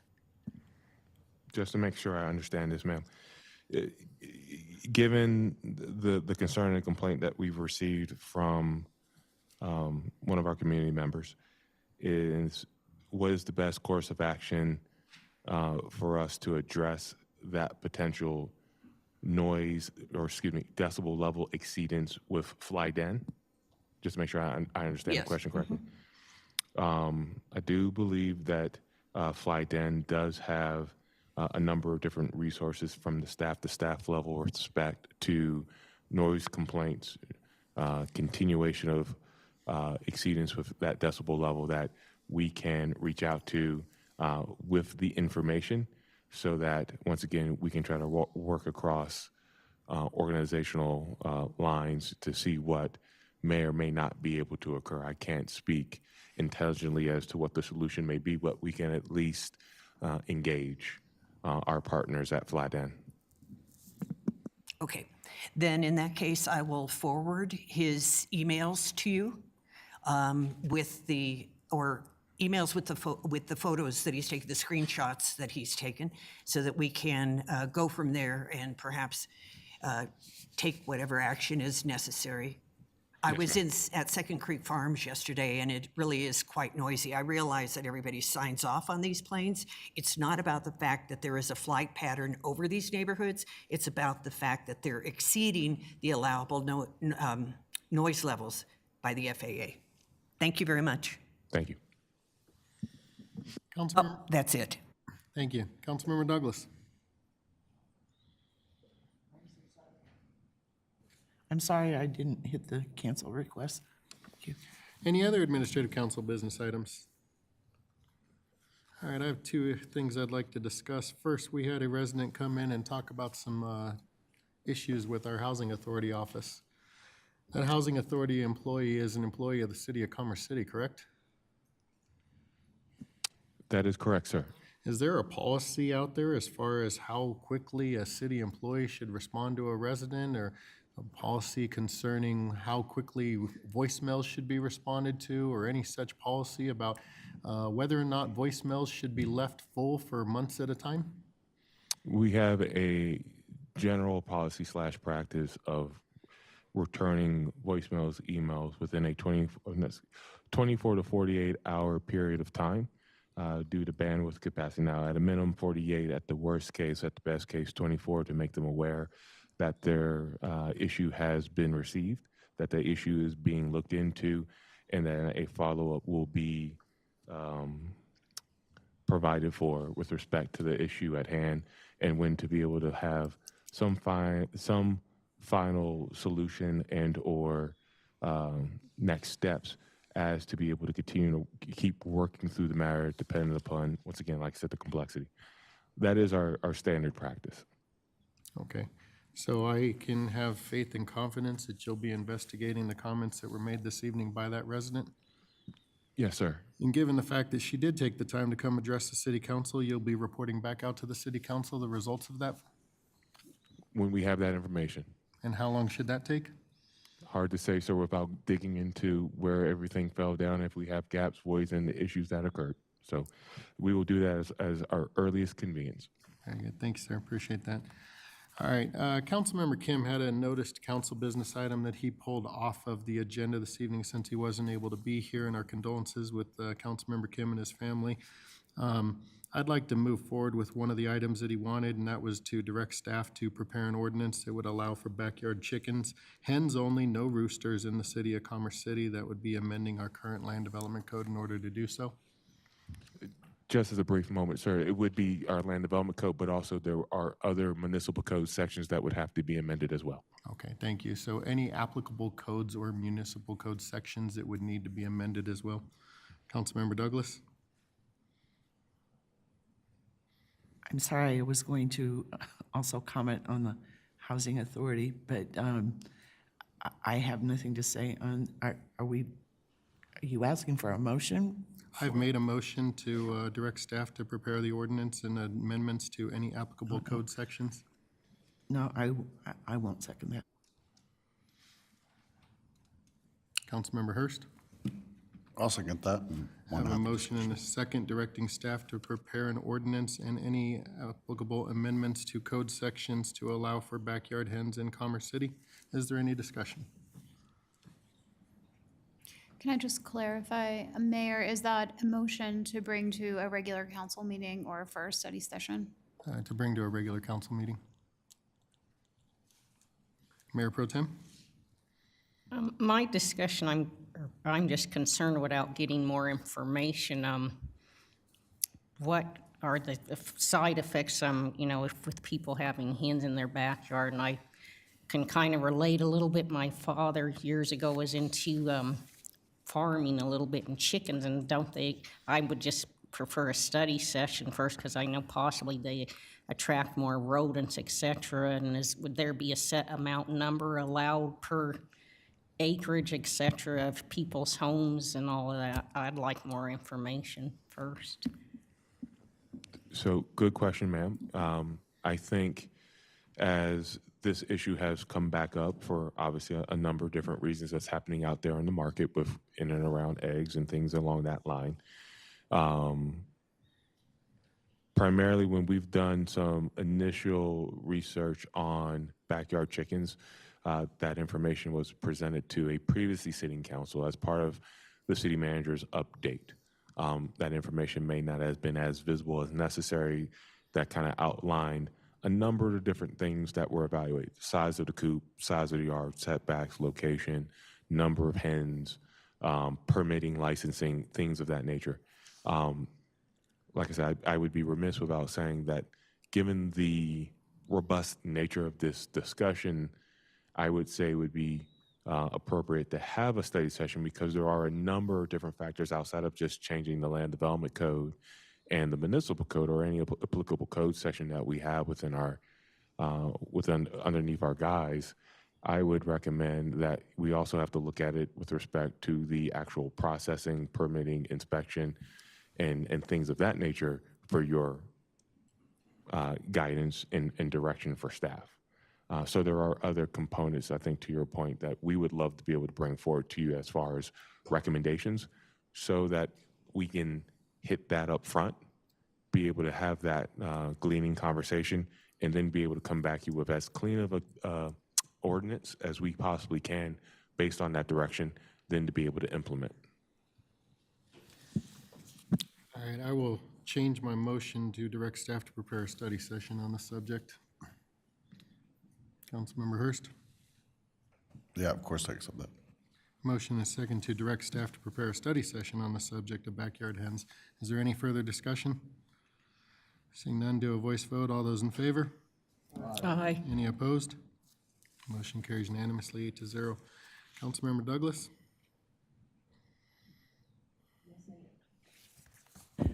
I missed the opportunity to chime in on your comments on the Housing Authority. I just wanted to say that the person who came forward tonight was very courageous in doing so, but I have had so many complaints, but they don't want to come forward because they are so afraid of retaliation and being evicted without cause, which has happened actually to somebody in the audience here tonight. Something has to be done. These are people's lives, and they're being turned upside down. I don't want to make accusations of neglect or incompetence, but something's got to be done. These, especially the LIHTC properties, they are in Commerce City, and we're inviting more to come in. It's like they can operate without any oversight and do whatever they want. They're untouchable. We have to do something about this. Thank you.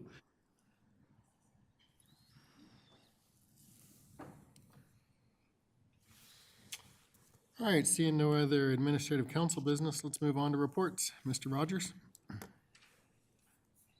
Thank you, Mayor. I have Commander Dave Mowry with me to my right to talk about an item that's on the agenda. We have it slated as traffic abatement plan.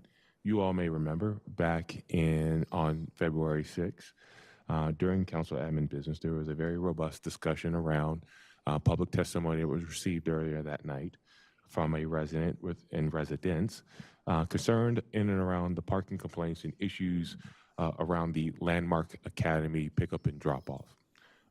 You all directed staff to come back to you within 30 days with what would be our plan of attack with respect to what's under our auspices of regulation, policy, and practice. And I would say what we present to you tonight does not preclude our ability to continue to keep working with Landmark Academy, does not preclude our ability to keep working with 27J, and those residents out there as we continue to receive information and data. But this is at least an initial discussion of progress and change that will be going into place that we've been able to have with our, I'll call it corporate citizen or institutional citizen of the Landmark Academy.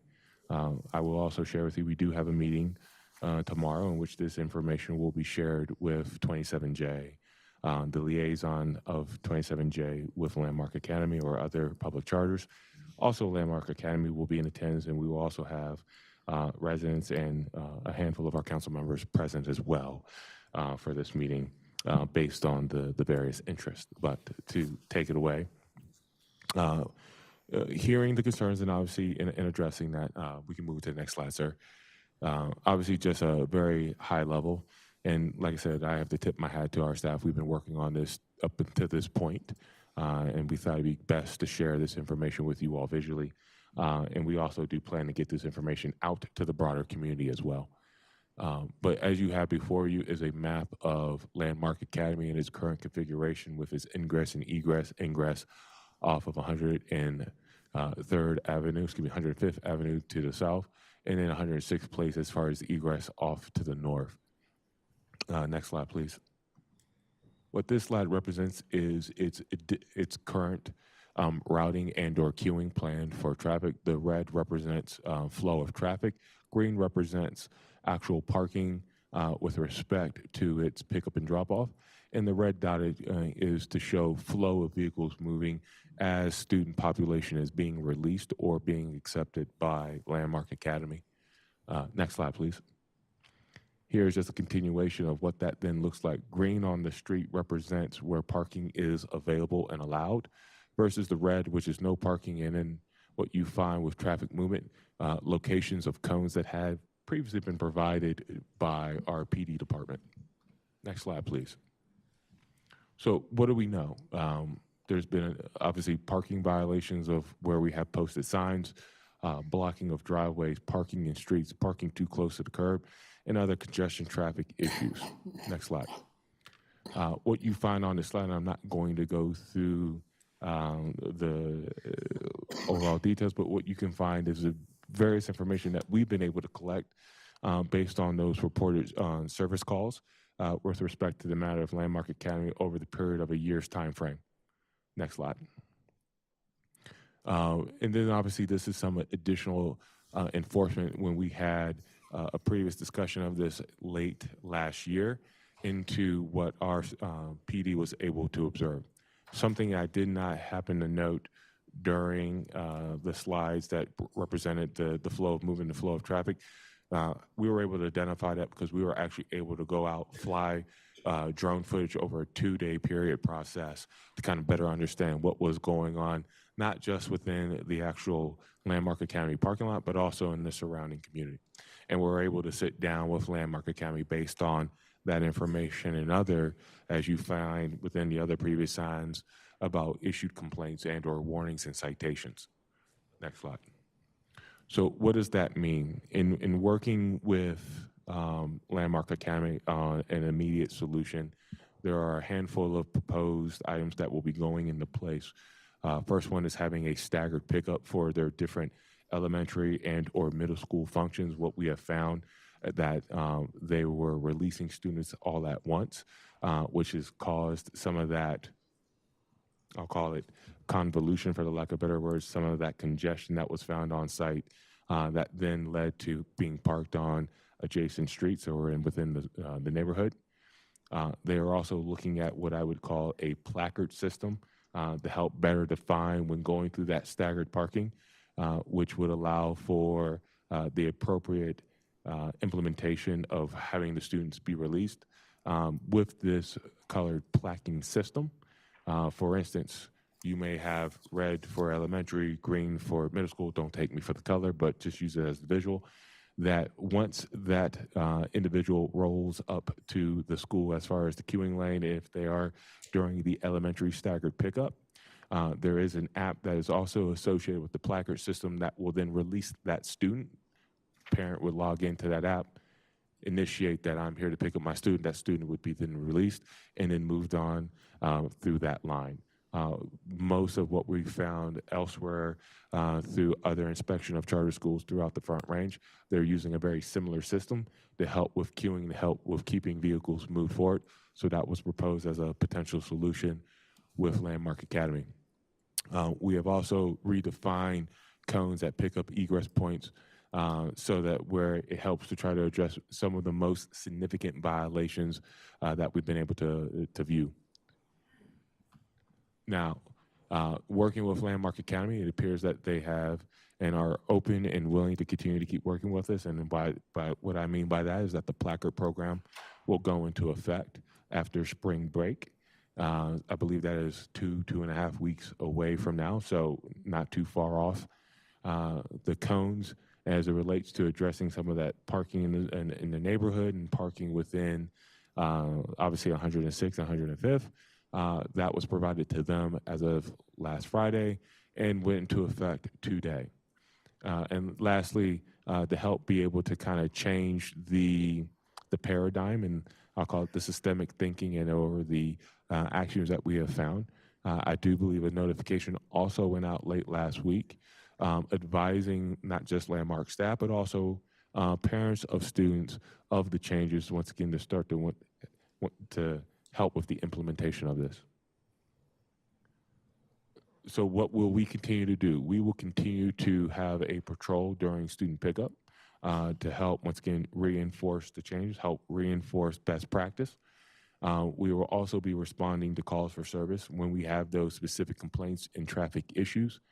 And from a long-term perspective, as part of a larger discussion that will be before you all within 3 to 4 months, as requested, we will have, the slide says an adaptation of a nuisance vehicle ordinance, but more of a traffic nuisance ordinance that will allow for not addressing situations similar to this, but also much more broadly that we find throughout our city.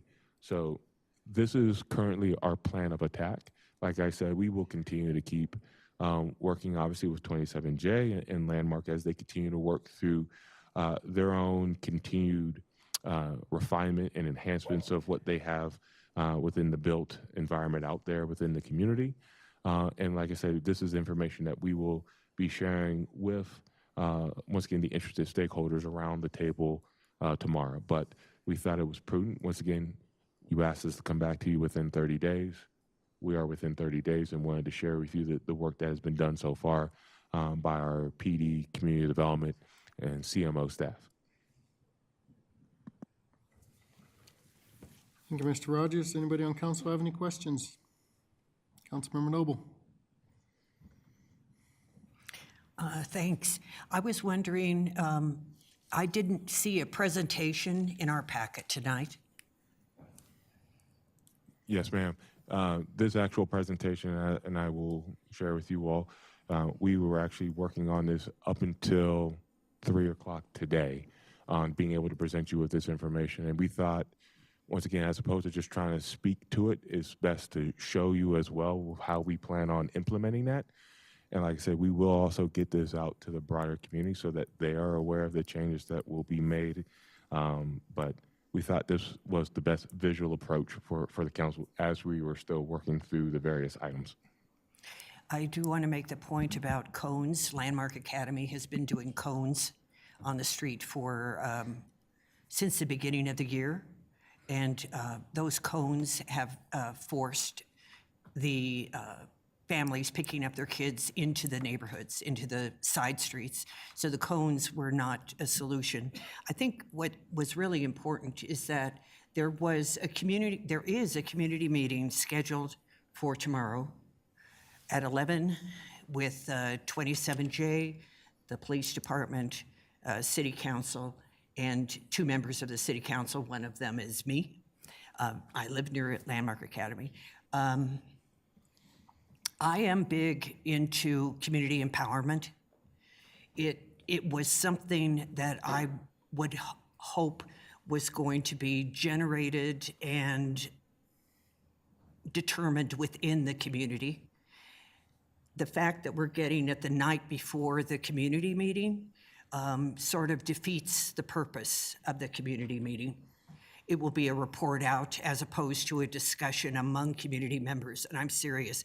I am really, really big into empowerment of community members. And as you know, whenever I can step out of an issue and let the neighborhood take care of it, that's what I do.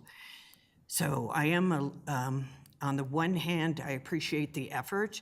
On the other hand, I am concerned that that this is brought forward.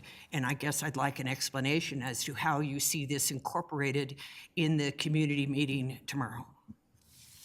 Thank you, ma'am. First and foremost, appreciate all of those comments. Like I said, what we presented tonight as a plan of attack does not preclude any additional commentation or thought processes that we were not able to identify. I will say, my staff and I took it very seriously based on the complaints and the issues that we heard back on February 6th to come back to you all with concepts, and not just concepts, if we have a plan to be able to move forward. Now, this is a very organic and a dynamic issue that we have heard out in the community. And I would say what I heard from the council previously was to try to do our part. Not what we should be doing, but what can we be doing? And what can we be doing, in my mind, is not a limiting factor as we continue to receive more feedback. I would say, as our PD will be ever present on the site, that if changes need to be made, if adjustments need to occur, then we can do such with respect to the feedback that we receive, whether that's from Landmark, whether that's from 27J, or the surrounding community. We have a number of different stakeholders that all have, I would say, equal weight at the table with us in being able to make sure that the operations of not just Landmark Academy, but the quality of life of residents can be successful. So this is an originating point for us that as we come into that meeting tomorrow, there could be additional conversation. There could be additional steps taken, whether that's between 27J, Landmark Academy. This is, in a sense, a step forward in trying to address it head on, while much larger conversations about what can be done on property between the school district and Landmark Academy and what we can control and enforce within our public streets. I think the only thing that this doesn't totally address is the one issue that was a major issue, and that's kids crossing the street to get to their parents' car or their caregiver's car.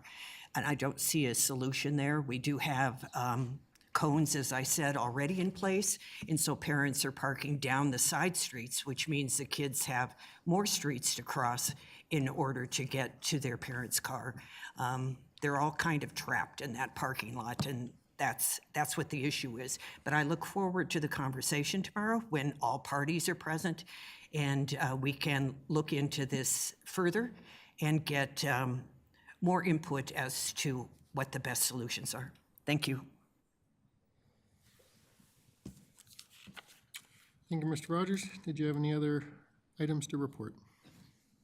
Very briefly, sir. One, I wanted to take a quick moment just to introduce a couple of new hires that I was a little bit slow on or delayed on being able to get out. First being Ms. Eva Labonte. She is our new Human Resource Director that joined the city on February 21. We are very fortunate to have her join us from Washington County within Oregon. Previously, before that, she served in a capacity and role with Nike. She bested me by saying she was able to meet Kobe Bryant in his prime. So I'm just a little bit humbled with that. In addition, today we welcomed our new police chief, Mr. Daryl Guanola, who joined us from Wheat Ridge in a former capacity as a division chief. He went through an extremely competitive process in being able to become our new police chief. I'd like to take a moment to thank our interim police chief that was previously here, as far as Mr. Rick Myers, provided a stabilizing force for the police department in his time. And I would like to thank council and the mayor who were present today for the change of command ceremony and the swearing in of our new chief. So thank you to that. And then lastly, we have, or not we, the hotel project at the Mile High Greyhound Park development has broken ground. So that development is moving forward as we speak. Sir, does anybody on council have any questions for Mr. Rogers concerning his report? Seeing none, we'll move on to interim city attorney Geiger. Thank you, Mayor. Just a quick note that I am humbled that you all chose to appoint me for even this maybe short interim period. Appreciate that and hope I can serve the city well. I also just wanted to take a moment to express my gratitude and indebtedness to Mr. Matt Hayter, who served as the city attorney for almost a year and a half and just did an incredible job, and appreciate all of his work. And that's it. Thank you. Thank you, ma'am. Does anybody on council have any questions for Ms. Geiger? Seeing none, any council members needing to make a report? Mayor Pro Tem. Thank you, Mayor. As you mentioned previously, I would also like to give my condolences out to our Councilmember Craig Kim's family. Just keep them in prayer. Another thing, on Friday, March 3rd, I attended the Adams 14 School District Talent Show, and it was really neat to see the talent and what the students are doing in Adams 14. I really enjoyed the show, and Councilmember Douglas was present there as well. And then on Saturday, we had interviews for the Environmental Policy Advisory Committee, had a lot of great candidates, and want to encourage everyone, there's still some positions open, some still, seats open, so get on the website and apply, or if you need help applying, contact me, and we can even drop you off a written application to fill it out. And then later on earlier today, actually, I had the honor and privilege of going to the DIA airport, and I got to welcome and witness the Vice President Kamala Harris, my sorority sister for Alpha Kappa Alpha sorority, visit Denver. It was a great event, and I even was happy I got to shake her hand, so I really enjoyed that today. And then later on today, I had the pleasure also too of attending the change of command, and I would like to welcome also our new Chief of Police, Daryl Guadagnola, and that's all I have on my report. Thank you. Councilmember Noble. Thanks very much. The Senior Commission had a listening session luncheon at Eagle Point Recreation Center. It was very well attended, and I want to draw the community's attention to one really important opportunity for the community. It's VIA, V-I-A, which provides free reserved transportation for any Commerce City citizen ages 60 and up. No rules other than being 60 and up. You can make a reservation and get transportation anywhere, whether it's across the street or further away. It is within the circumference of the E470 system, however. And again, that's VIA. That was one thing a lot of the attendees were not familiar with, and the fact that we do have that transportation opportunity available, I think, is really important. Like the Mayor Pro Tem, I was at the EPAC meeting as well for the interviews, really wonderful candidates, as she mentioned, and we could particularly use candidates from Ward 1 and also Ward 2, and of course, any other area, but we really have a great selection. And phooey, I didn't write down Chief Guadagnola.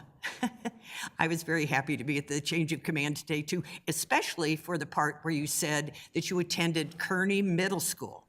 So you are actually a Commerce City guy, and I didn't even know that when you were interviewing. So welcome, and it's wonderful that you are familiar with Commerce City and that you spent some formative years here with us before you returned as a chief. So thank you and welcome. Any other council members wish to make a report? Councilmember Douglas. Thank you. I'd also like to welcome you, Chief. I'm sorry I had to miss your swearing in. I had a bit of an emergency that I had to take care of, and so I ended up missing a ride with Councilmember Noble to come down and see that, so I'm really sorry that I missed it, but welcome. I want to just repeat everything that Mayor Pro Tem Alan Thomas brought up. I did all of those things. And thank you for mentioning that I was present at all of those events, especially the Adams 14 talent show. Oh my goodness, it was so awesome. It was one of the funnest things that I've been to recently. The only other thing is I wanted to mention that I did testify at the Capitol for 1171, which is the just cause eviction.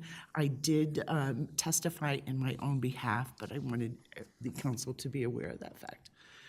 That's it. Thank you. Councilmember Noble? Thank you for reminding me, Councilmember Douglas. I did the same on that bill. All right, welcome again, Chief Wadnola. Thank you very much for allowing me to be part of your ceremony today and swear you in. I know that you're gonna do great things for our department and take care of our men and women in blue, and appreciate everything, your willingness to come to Commerce City and be part of our great community, so thank you for that. Want to send a shout out to Doreen Falcone, HR manager, who has worked extensively with the city council through some recruitment processes and some contract negotiations and everything. She is resigned from the city effective Friday and will be missed, and greatly appreciate all of her effort that she put forth in helping out the city council through those processes. So good luck to you and Godspeed. That's all I have for our reports. We're going to move on to our executive sessions. Tonight we have 4 executive sessions. I'll ask for a motion and a vote for each session separately. First, I'm looking for a motion and second to enter into executive session of the City Council pursuant to CRS Section 24-6-402, parentheses 4, sub-parentheses E, for the purpose of determining positions relative to matters subject to negotiation, developing strategy for negotiations, and instructing negotiators accordingly, specifically with regard to the renewal of the franchise agreement between Comcast and the city. Mayor Pro Tem? So moved. Councilmember Madera? Second. I have a motion second to enter into executive session for the purposes stated. Is there any discussion? Seeing no request for discussion, do a voice vote. All those in favor? Aye. Any opposed? That motion will carry 8-0, 1 excused absence. Next, I'm looking for a motion second to enter into executive session of the City Council pursuant to CRS Sections 24-6-402, parentheses 4, sub-parentheses A, and parentheses 4, sub-parentheses E, for the purpose of discussing the acquisition or lease of certain real property as a potential location for a criminal justice center, and for determining positions subject to negotiations, developing strategies for negotiations, and instructing negotiators with regard to a potential acquisition or lease for such property. Mayor Pro Tem? So moved. Councilmember Hurst? Second. I have a motion second to enter executive session for the purposes stated. Is there any discussion? Seeing no request for discussion, do a voice vote. All those in favor? Aye. Any opposed? Motion carries unanimously, 8-0, 1 excused absence. Next, I'm looking for a motion and a second to enter into executive session of the City Council pursuant to CRS Section 24-6-402, parentheses 4, sub-parentheses F, for the purpose of discussing personnel matters specifically related to the appointment and recruitment of a city attorney, and also pursuant to CRS Section 24-6-402, parentheses 4, sub-parentheses E and I, to determine positions subject to negotiations and instruct negotiators with regard to the same. Councilmember Hurst? So moved.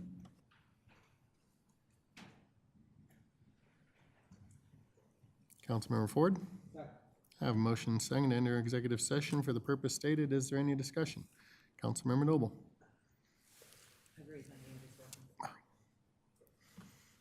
Mayor Pro Tem?